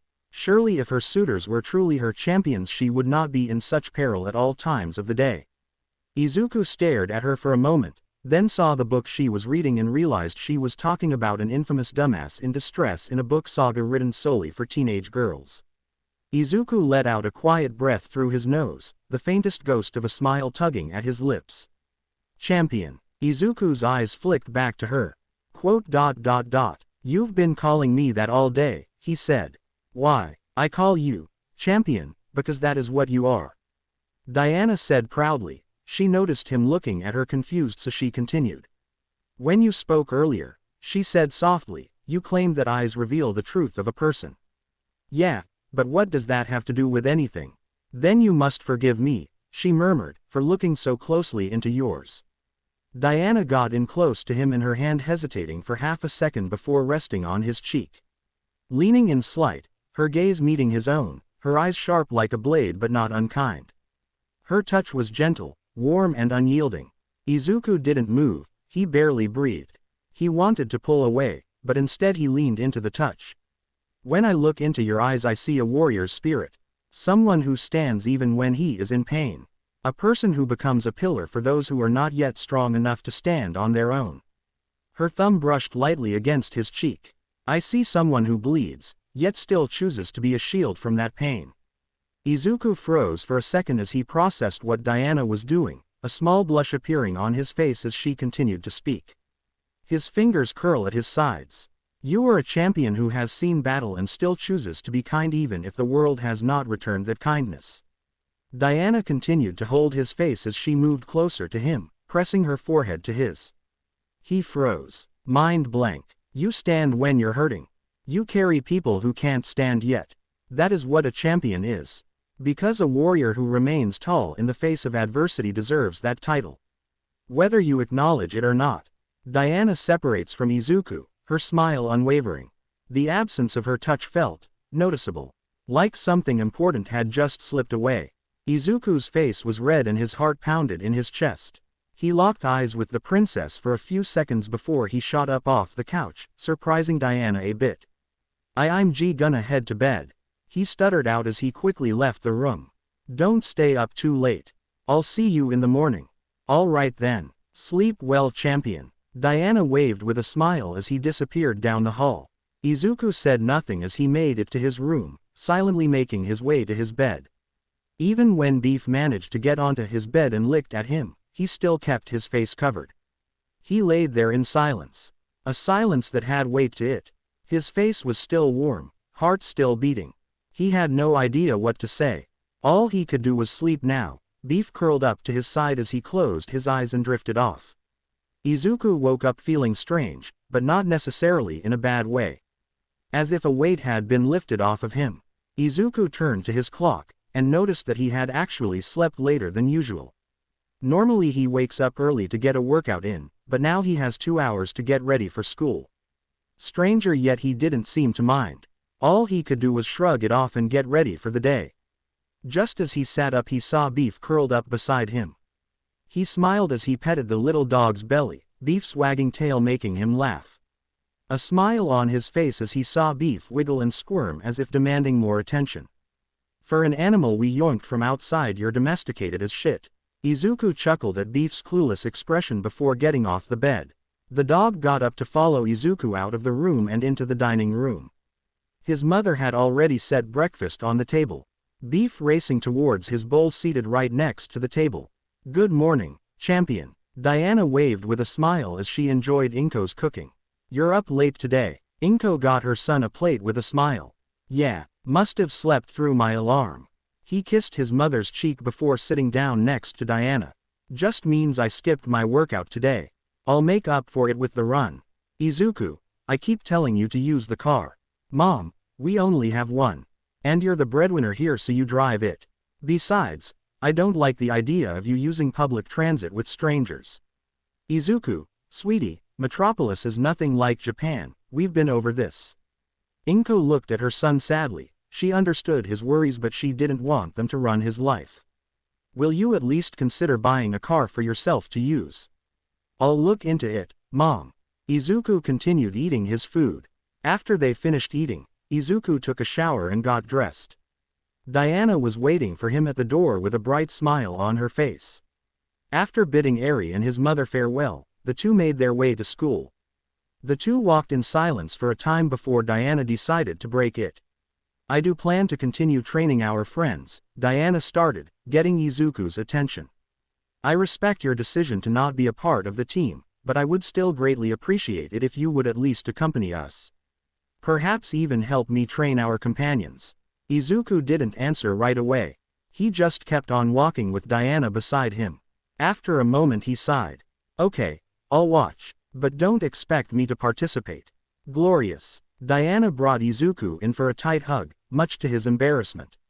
I look forward to your insight. Izuku stiffened in her grasp before his body calmed for a moment. We're gonna be late if we don't hurry, Izuku stated, causing Diana to let him go. The two of them instantly started sprinting down the street. Diana's smile grew wider as she constantly stole glances at Izuku, who was managing to keep pace with her. Needless to say, she was very excited to have Izuku agree to come today. Time skip. School had ended some time ago. Izuku had already made it to the junkyard that Diana had brought them to a few days ago. He was waiting for the girls to arrive. Z had called for a limo, but Izuku opted to just run over and wait for them. Luckily, they were willing to pick Eri up for him. So he basically had some free time as he was looking through the piles of junk to pass the time. Izuku could always use some new parts for his mother's car. Not that it was terrible, but it was a fairly cheap used car they had bought when they first moved to Gotham. Izuku spent a lot of time on it, making sure it ran well. So he was always willing to dumpster dive for any hidden treasures people would throw away. Poetic, isn't it? Besides, he's been to the Metropolis junkyard loads of times before Diana brought them there. So he was already familiar with the guy who owned the place, Goat.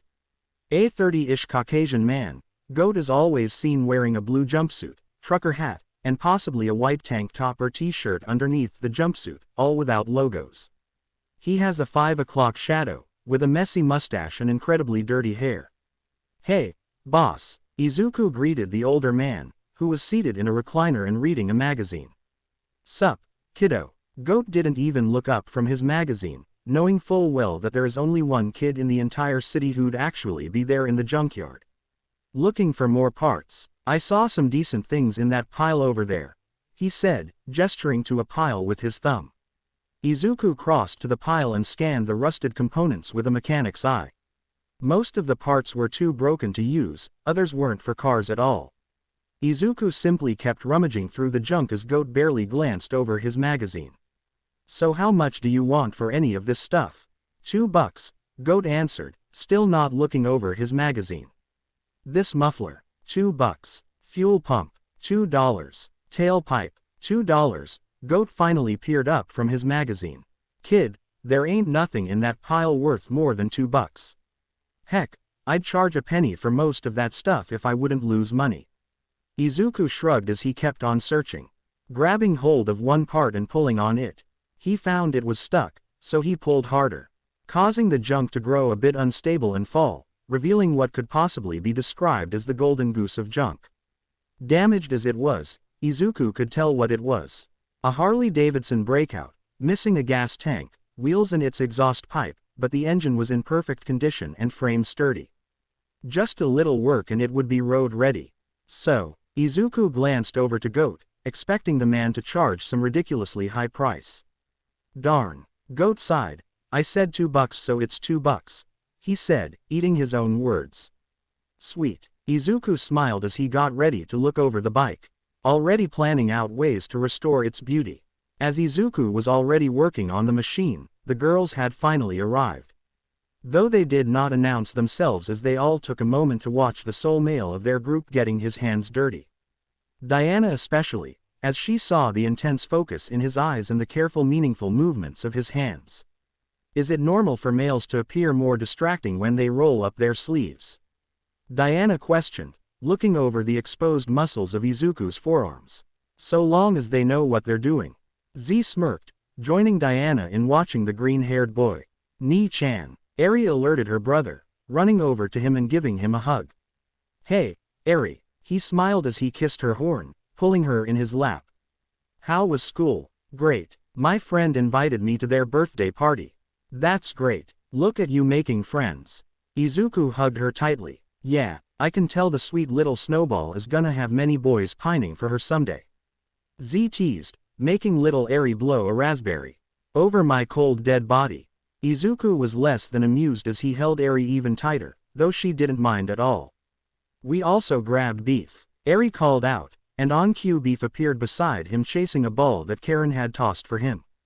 Good boy. Karen cooed as the fat chihuahua hopped back carrying the ball. Oh, yeah, sure beef. You can suddenly fetch when someone else throws the ball, but when I do it you get lost. Izuku chimed in sarcastically, though beef didn't understand as he just rolled onto his back in front of Karen.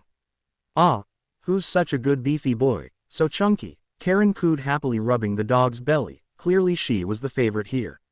Almost hard to believe he was the size of a rat a couple months ago when I pulled him out of a dumpster. Izuku said as he wiped off his hands, though he got some odd looks from the girls. What, you grabbed a random rat dog out of a dumpster and brought him home with you? Babs questioned, since back in Gotham the rats were the size of dogs. That is such a sweet thing to do. Jess chimed in, as if she had just regained some hope in humanity. So, Kara spoke up, noticing what Izuku was doing. Whatcha got there? Oh, I found this in a junk pile. It's already been pretty much stripped of its parts, but the engine is great.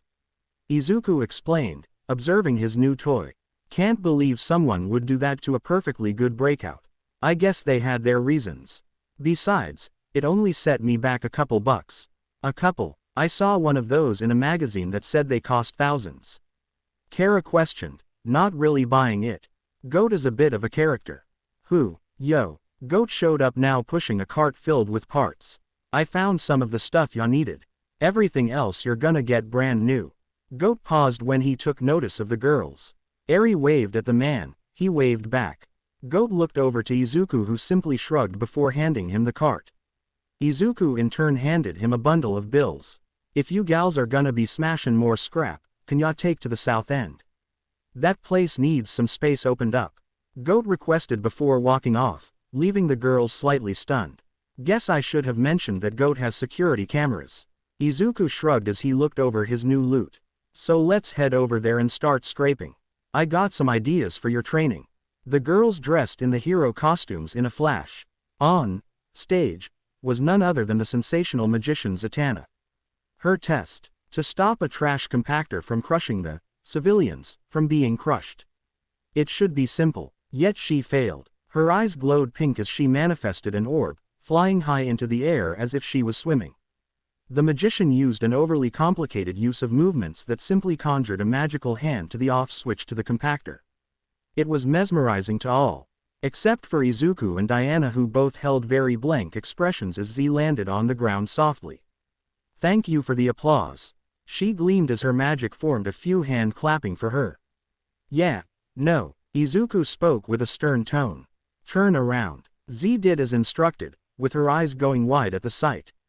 The mannequins had all been crushed into cubes of scrap. Her ego deflated and her glow gone in an instant. Izuku looked at her with brief anger, but sighed before continuing. I know magic is your passion, and you've basically been raised on a stage, he started before pointing over to the crushed mannequins. Save the showboating for after everyone is safe. No use trying to dazzle anyone if there isn't an audience to dazzle. Her expression fell even more at his words and her confidence all but destroyed. She didn't meet his gaze. She fidgeted in place for a moment, smoothing out non-existent wrinkles in her outfit. So, she stuttered out before she regained some of her fire. You gonna discipline me then, sensei? She flirted. Izuku blushed lightly, but took a deep breath to calm himself. Luckily for him, Diana quickly stepped up to plate. with her lack of social tact being so that she thought throwing a rock with the same amount of force as a bullet from a gun. Embedding into a steel wreck as she glared at the magical girl. I would implore you to take the champion's words seriously, the Amazon's glare making the violet-haired girl tremble slightly. So now you are going to try again, and this time I will be trying to stop you. She grabbed another rock and crushed it in her hand. Are we clear? Why yes ma'am. Z stood up straight, and started to regret agreeing to this. Needless to say, Z did not have a fun experience. Seeing as Diana had opted to throw everything, including the kitchen sink, at her. Z could barely concentrate on her task while trying not to get hit with a fridge. And clearly Diana had no clue how to hold back against newbies, or she just didn't care. It took Z over an hour to complete the test successfully and with only a few minor bruises.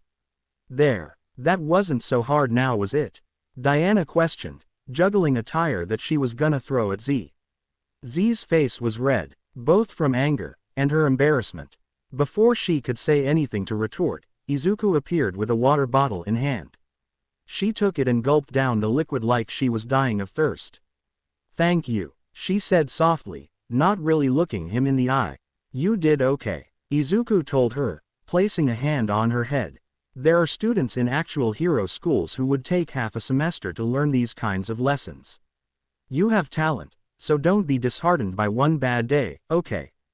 Z couldn't help but blush under his praise, and somewhat unconsciously nuzzled into Izuku's hand as he patted her head. Sure, she's been complimented thousands of times, but there was something sincere about Izuku's words. Giving the magical teen a glimpse at the boy behind the walls. You know, Z had to switch back into her flirt mode. I never really considered having a thing for petting. Wanna do some more, and you've made this weird. Izuku pulled his hand away and left her behind. Darn, Z cursed herself. Later, since Diana had actually come close to seriously hurting Z, the group had opted to do something a bit more relaxing. Seeing as Diana had stressed them all out. So as per Z, request they went to the only place she thought could make her feel better. Normal Teenage Lesson number 26. Babs started as she and the rest of the girls, minus Kara, had all sat into seats of Z's favorite salon. What are we doing? Pampering ourselves, of course. Z smiled as the staff did their work. Part of being a normal teenage girl is making sure we look stunning, she said as she put cucumber slices over her eyes. Meanwhile, Izuku, Kara, and Eri sat on a couch away from the rest of the girls. Completely content with their own devices. Izuku was scrolling through his phone looking for parts for his motorcycle and the occasional car that popped up. Kara, the punk, having next to zero interest in the girly girl nonsense. Eri really didn't care either, but she was just happy because Kara was braiding her hair. Are you sure this was a good idea? Izuku questioned, glancing over at Diana who seemed to be struggling. Of course, cutie. Z didn't even bother looking over. There has to be some form of femininity in our resident Amazon somewhere that can enjoy a pedicure. The toenail is the point of focus in the world of man. Diana asked, struggling to grasp the idea of softening the soles of one's feet, while also having a small team of workers trying to hold her down the entire time. No, Izuku voiced. Ignore him. Sometimes boys fail to realize that beauty takes time and effort. I'd resent that if it wasn't kind of true on some level. Izuku shrugged, but that doesn't mean Diana has to enjoy it. Diana, please tell your champion you're having a good time. Z smiled excitedly, taking off one of her cucumbers to look at Diana, who was indeed not having fun. Such enormous calluses, the pedicurist stated as she pulled out an angle grinder.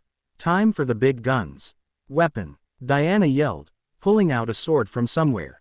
Diana, no. Izuku yelled out as he tackled her to prevent her from attacking anyone. A little help please, he hollered, struggling to hold her due to the strength of the Amazon and because there weren't many places on the Amazon that were appropriate. Sorry, we don't have a death wish, Babs said plainly. Yeah, Diana would snap us like twigs. Jess shivered at the thought. For the love of, before Izuku could finish the sentence, the distinct crackle of bones snapping caused everyone to freeze. Diana, in her frenzied state, had grabbed hold of Izuku's hand and with her superhuman strength had broken it. No one moved as Izuku slowly began to examine his apparent injury. not even reacting to it. There was no scream or flinch. Izuku only looked down at his hand as if inspecting a broken tool. I think we need to leave, Kara said as she picked up Eri and left the building. Everyone soon followed out while Izuku and Z paid for the damages. Leia, Z quietly enchanted, healing Izuku's hand instantly. The greenette flexed his fingers lightly as he walked. I'm sorry. Z looked away apologetically. It wasn't your fault, Z. He gently patted her shoulder before rejoining the rest of the group.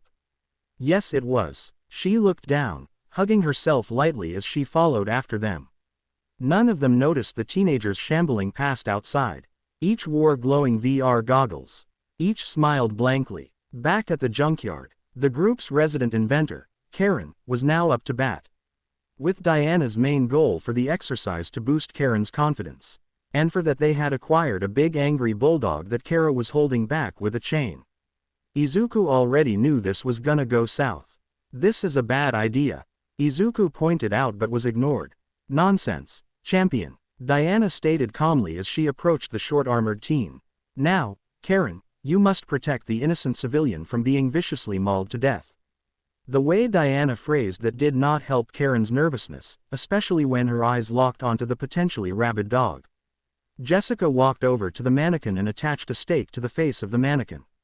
The act made her look a bit more green than usual. I don't think I can do this, Karen whispered as she stood between the dog and the civilian. Don't worry, we're right here if anything happens, Babs said, trying to calm Karen's nerves. Unleash the beast, Diana roared out, scaring the girl slightly. Kara let go of the chain and the dog started running at her. Karen readied her rocket launchers and prepared to fire, only for her suit to sputter and smoke, failing to do anything.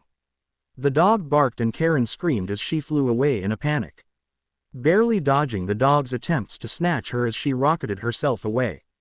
Right into Izuku's arms as she returned to normal size. Karen then looked to see the dog tearing the mannequin apart and devouring the steak. At the sudden realization that could have been her, and the adrenaline wearing off, Karen fainted in Izuku's arms. Yet still holding onto him for dear life. Izuku couldn't help but blush at the shorter girl hugging him, even if it was due to fear-induced panic. If you aren't too busy flirting, help us, Kara shouted as she and the rest of the girls started chasing after the bulldog. It would be funny if the girls didn't forget that at least half of them could fly. Izuku sighed as he put 2 fingers in his mouth and let out a sharp whistle. The dog stopped on a dime, causing the girls to all trip and fall over him. The dog then trotted over to Izuku, much to everyone else's confusion, and sat down in front of him. Izuku petted the dog's head and gave him a treat. And gave Beef one too since he also ran over at the sound of the whistle. The whistle, however, also woke Karen. In her groggy mind, when she saw the bulldog she thought it was still chasing her, making her scream as she held on even tighter to what was holding her. Karen, Izuku nervously started, causing Karen to realize where she was, and immediately faint again with a neon blush on her face. This is gonna be a long day, Izuku mentally sighed as he continued to hold on to the cute girl. Eri laughing in the background surely didn't help at all. After that whole debacle, the girls had returned the dog they borrowed. Meanwhile, Izuku, Karen and Eri all sat together as the next trial was being prepared. Beef was laying in Izuku's lap as he rubbed his belly. Eri hummed as she watched Kara get hit by a pole thanks to Diana. Karen was still bummed out. Izuku would constantly take glances at her, contemplating on what to say. I messed up. Karen curled into herself, putting her face in her knees. No you didn't, Izuku told her, looking down at Beef in his lap, who seemed to nod to him. Here, hold the beef, Izuku said as he put the fat chihuahua into Karen's lap. The girl was not even protesting as Beef peppered her face with kisses, making her giggle a bit. I know how you feel, Izuku started, subconsciously rubbing his arm over his scars. To feel small, unimportant, but you can't let those feelings hold you back. You make it sound like it's easy. Karen looked down as she held onto Beef. For some lucky few, it is. But for the rest of us we only have one option. Fight, Izuku stated. Eri grabs hold of his hand as he speaks. I don't mean a fist fight. I mean you have to fight back against those feelings, and push yourself. Prove yourself, And everyone else who ever doubted you wrong. You've seen that I can't do anything. Karen almost dropped Beef as she tried to shrink down, though her lack of her suit made that hard. I'm a failure. Karen, I'm sorry for this. Izuku sighed. Karen looked at him in confusion as he smacked her over the head. Ow, she squeaked. Why'd you do that? Because you need to stop calling yours things like small or failure. And I will keep doing that until you do. Izuku looked down at her. You are smart enough to build weapons out of garbage. You have so much untapped talent, but you're letting what everyone else tell you what you can or can't do. So take a deep breath, get back on your feet and keep moving forward. Learn from your mistakes and become even better. Okay. Karen was silent for a minute, watching Izuku closely as he looked at her. She couldn't help but get lost in his eyes. Eyes that made her feel at ease. She blushed once she realized she was staring too long. Thanks. Karen smiled as she blushed. No problem. Izuku smiled too, happy to help someone even if just a little bit. Ni-chan is flirting, Eri says, making him blush. No, I am not. Hey, love birds. Kara yells out, getting their attention. Get over here and help if you aren't too busy getting lost in each other's eyes. Don't. Keep on going. Pretend we aren't even here. Z joins, watching them closely. Izuku and Karen said nothing as they rejoined the group. Eri smiled as she watched her brother with his friends. Seeing him smile made her happier. Beef seemed to share the sentiment and fell asleep. Izuku would say that today was actually pretty nice. Batgirl was next to face her challenge. Something simple, something so easy that there should be no way for her to mess it up. Saving a plush cat from a tree while also avoiding the mannequin civilians. Babs? Izuku asked, watching the redhead getting distracted by a blue fluttering butterfly. Babs, he yelled, finally getting her attention. Do you understand what you need to do? Yup, crush the bad guys and save the cat. She dashed away before anyone could stop her. She kicked the head off one mannequin, using it as a boost to jump over several others. Pulling the pins off of several grenades she had and throwing them at the mannequins.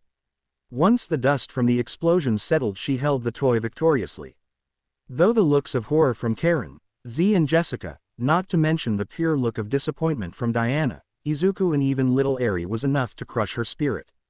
Beef was also just staring at her but got distracted and started chasing a butterfly. Those weren't bad guys, were they? Batgirl questioned nervously, then promptly dodged when Izuku threw his bat at her.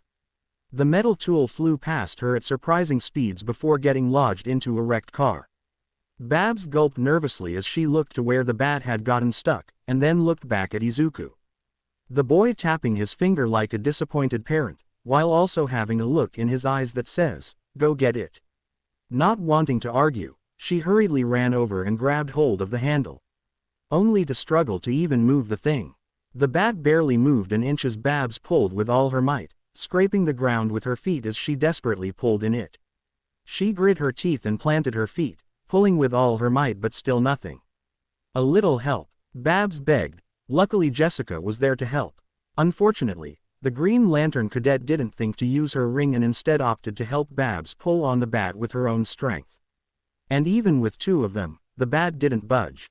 Kara couldn't help but laugh at them, but Diana quickly elbowed her in the gut before gesturing for her to help them. But the moment the Kryptonian girl tucked its handle, she felt weaker. Not as if she'd fall to the ground, but still noticeably so. Even she wasn't able to move the bat more than a few inches. Thus the bat was still stuck in the wrecked cars. Her eyes wide in disbelief at what was happening. Especially when she felt fine after letting go of the handle. What is this thing made out of? Jessica shouted, slightly out of breath. Space metal, Izuku said, walking beside them and grabbing the handle of his bat. Effortlessly pulling the bat out of its spot. Like Arthur pulling the sword from the anvil. At least that was what I was told. Might have been lied to, though. Space metal. Karen excitedly jumped at him, already examining the bat in his hand. What kind? What sort of alloys? How dense is it? She started rambling on questions like the curious little scientist she is. Apparently very dense since this thing weighs almost 100 pounds. Izuku put the bat on his shoulder. The person who made it said the metal had been sitting in storage for years. Same with these weird crystals they found alongside it. Nobody could figure out what either of them were useful for, so she asked if she could use them. You've been carrying this every day since we met. Diana stared, slightly mesmerized as she lifted the weapon in Izuku's hand, while also taking a moment to look over the muscles of his arm. Your training is truly admirable. She smiled, making Izuku blush a bit. Izuku shrugged the feelings off before returning his attention to Batgirl. Please don't hurt me, she squeaked as she hid behind her cape. Oh, I won't, he smiled, but Barbara didn't feel any safer. Diana might, said Amazon cracked her knuckles, making the Gothamite girl gulp in fear. So after my inevitable butt whooping, I say we go watch some movies at the theater when we're done training. She smiled nervously as she looked upon her team's leader. Please, she added, while trying to act as cute as possible. Batgirl of course had to redo her test a total of 12 times before she could get it right. Mostly because Diana had once again opted for some tough love, which generally meant chasing Babs around while throwing junk at her as a villain, to keep her from rescuing the cat. Now Babs was sitting on the ground, out of breath with an ice pack on her head as Karen carefully fanned her off. I see my lessons are starting to get through to you all. Diana chuckled as she looked down at her comrades, though they all just stared blankly at her. Well, I guess all we have is Jessica before we can head out for the day, Izuku said as he looked down at his watch. How has it only been 2 hours since we started? Green Lantern was next, but unfortunately her aversion to violence was making her difficult to work with. No, Jess put her foot down at Diana's orders. Fighting is never the answer. And I say you must fight, Diana ordered as pointed to Barbara now occupying a large excavator that the redhead somehow got to roar. Jess, all you have to do is stop the monster and save the civilians from harm. Izuku rubbed his temple in annoyance. She understands her task, she just refuses to fight the mechanical menace. Diana spoke harshly, clearly annoyed with Jessica's attitude. Violence doesn't solve anything. Jessica stuck true to her morals, and Izuku glared at her for it. Unconsciously, Izuku rubbed his arms right over the scars. Was he proud of what he's done? No, but he would do it all again in a heartbeat. Izuku closed his eyes and took a few breaths to calm himself down. The moment he opened them again, he glanced at his hands and for a brief moment they were dyed red before his vision cleared. He took a look at Eri, who was happily munching an apple one of the girls got for her. No, he definitely didn't regret anything that he did. While he was distracted, Green Lantern conjured a safe around the mannequins and sent them away. Looking back at the others with a slightly smug, "I told you so," look on her face. No violence necessary, Jess confidently said. Yes, Diana began before pointing off to the side. But what of the rampaging beast? The moment she said that, Babs revved the engine of the excavator, causing the jaws to open and clamp down on none other than the nigh invulnerable Supergirl. Karen, forgetting that Kara was fine, pulled at her cape to try and free her. Only for her to free herself, breaking the bucket and sending shrapnel everywhere. The shock caused everyone to freeze as shrapnel impaled a mannequin, with another soaring away to do the same to the distracted Green Lantern. The moment she finally noticed it was almost too late. Izuku, in a light-speed moment of reaction, had caught it right before it could land on her. But that didn't stop a piece of jagged metal from piercing through the palm of his hand, blood speckling Jessica's face as the bat-wielding team gave no reaction. And that is why, when there is a threat to the innocent people you are supposed to protect, Izuku said darkly as he ripped the shrapnel from his hand.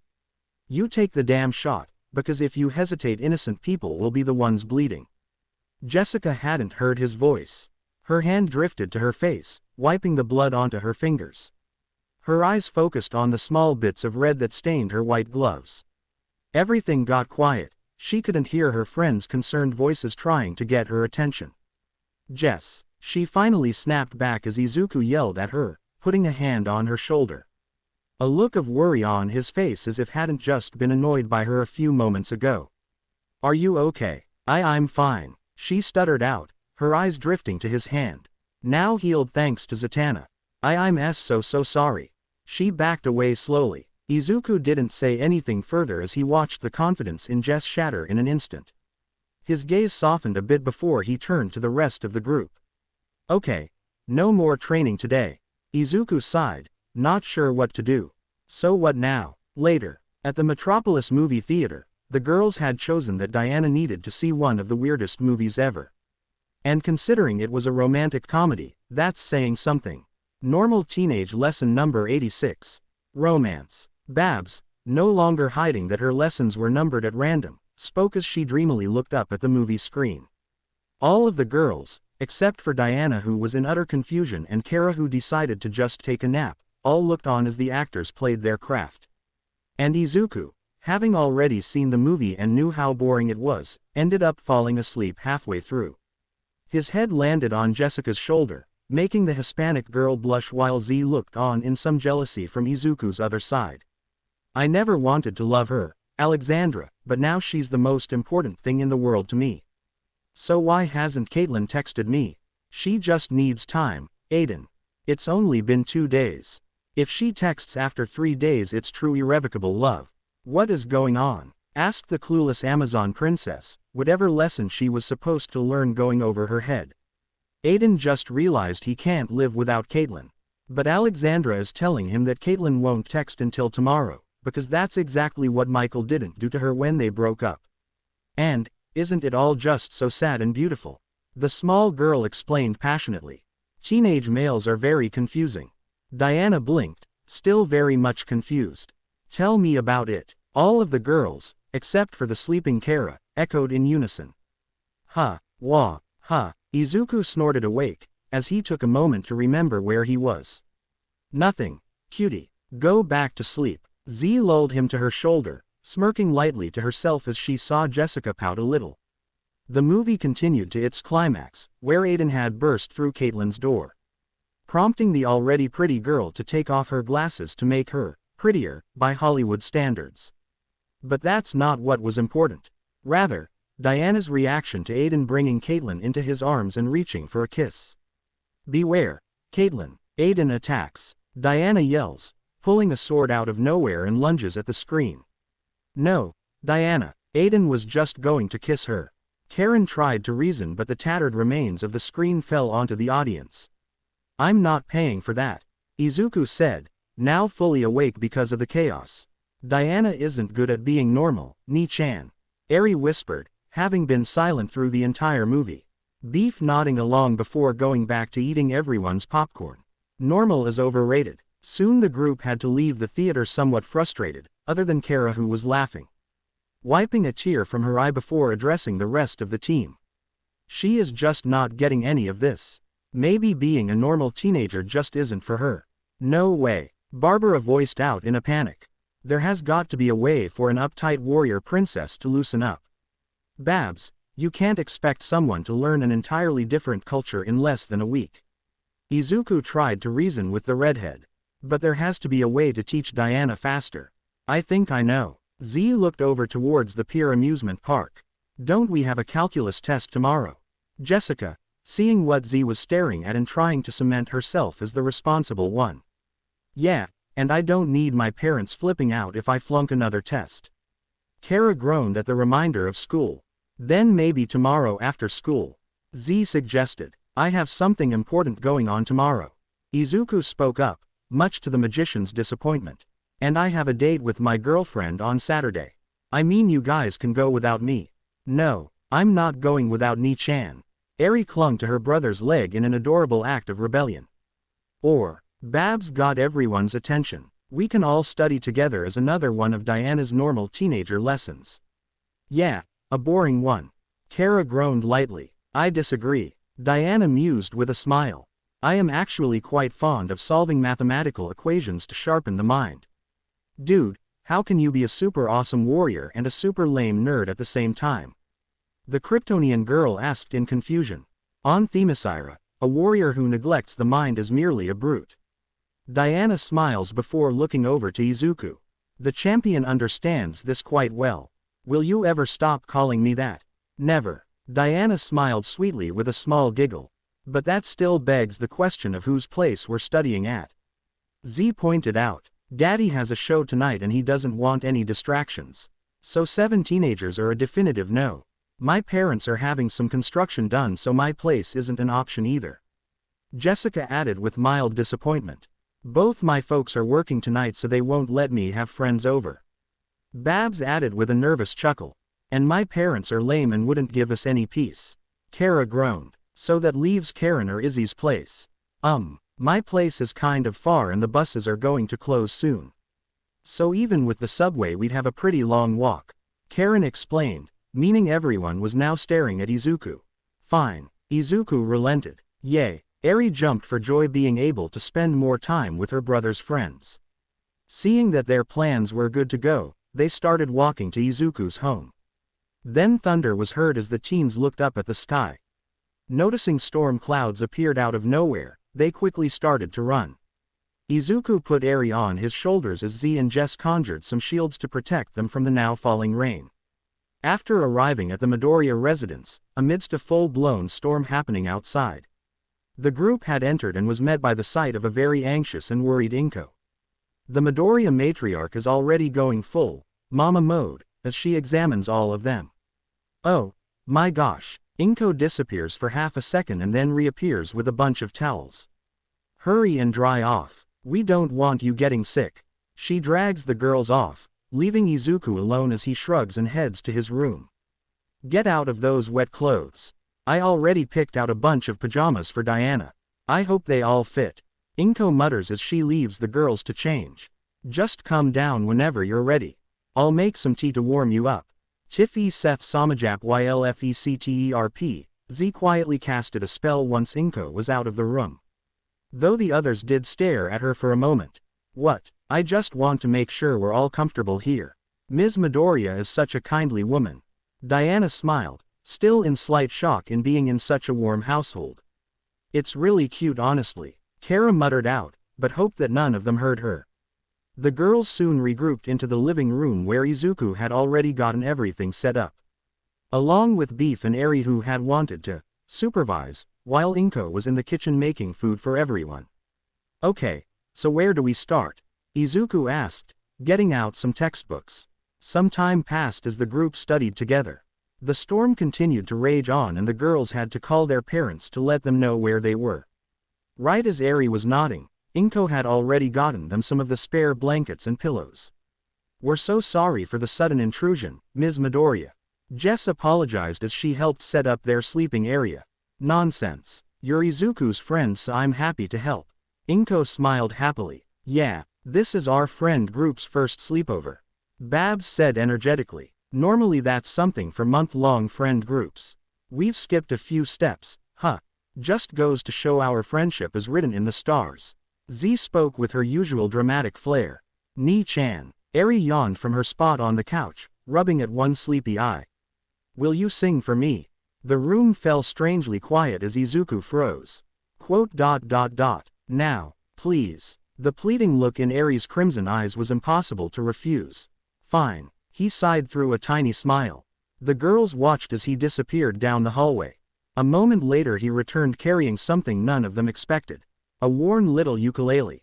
You play the ukulele. Kara blinked, trying not to let out a tiny laugh. A sharp elbow immediately found her ribs. Ow. Silence, Diana whispered, never taking her eyes off Izuku.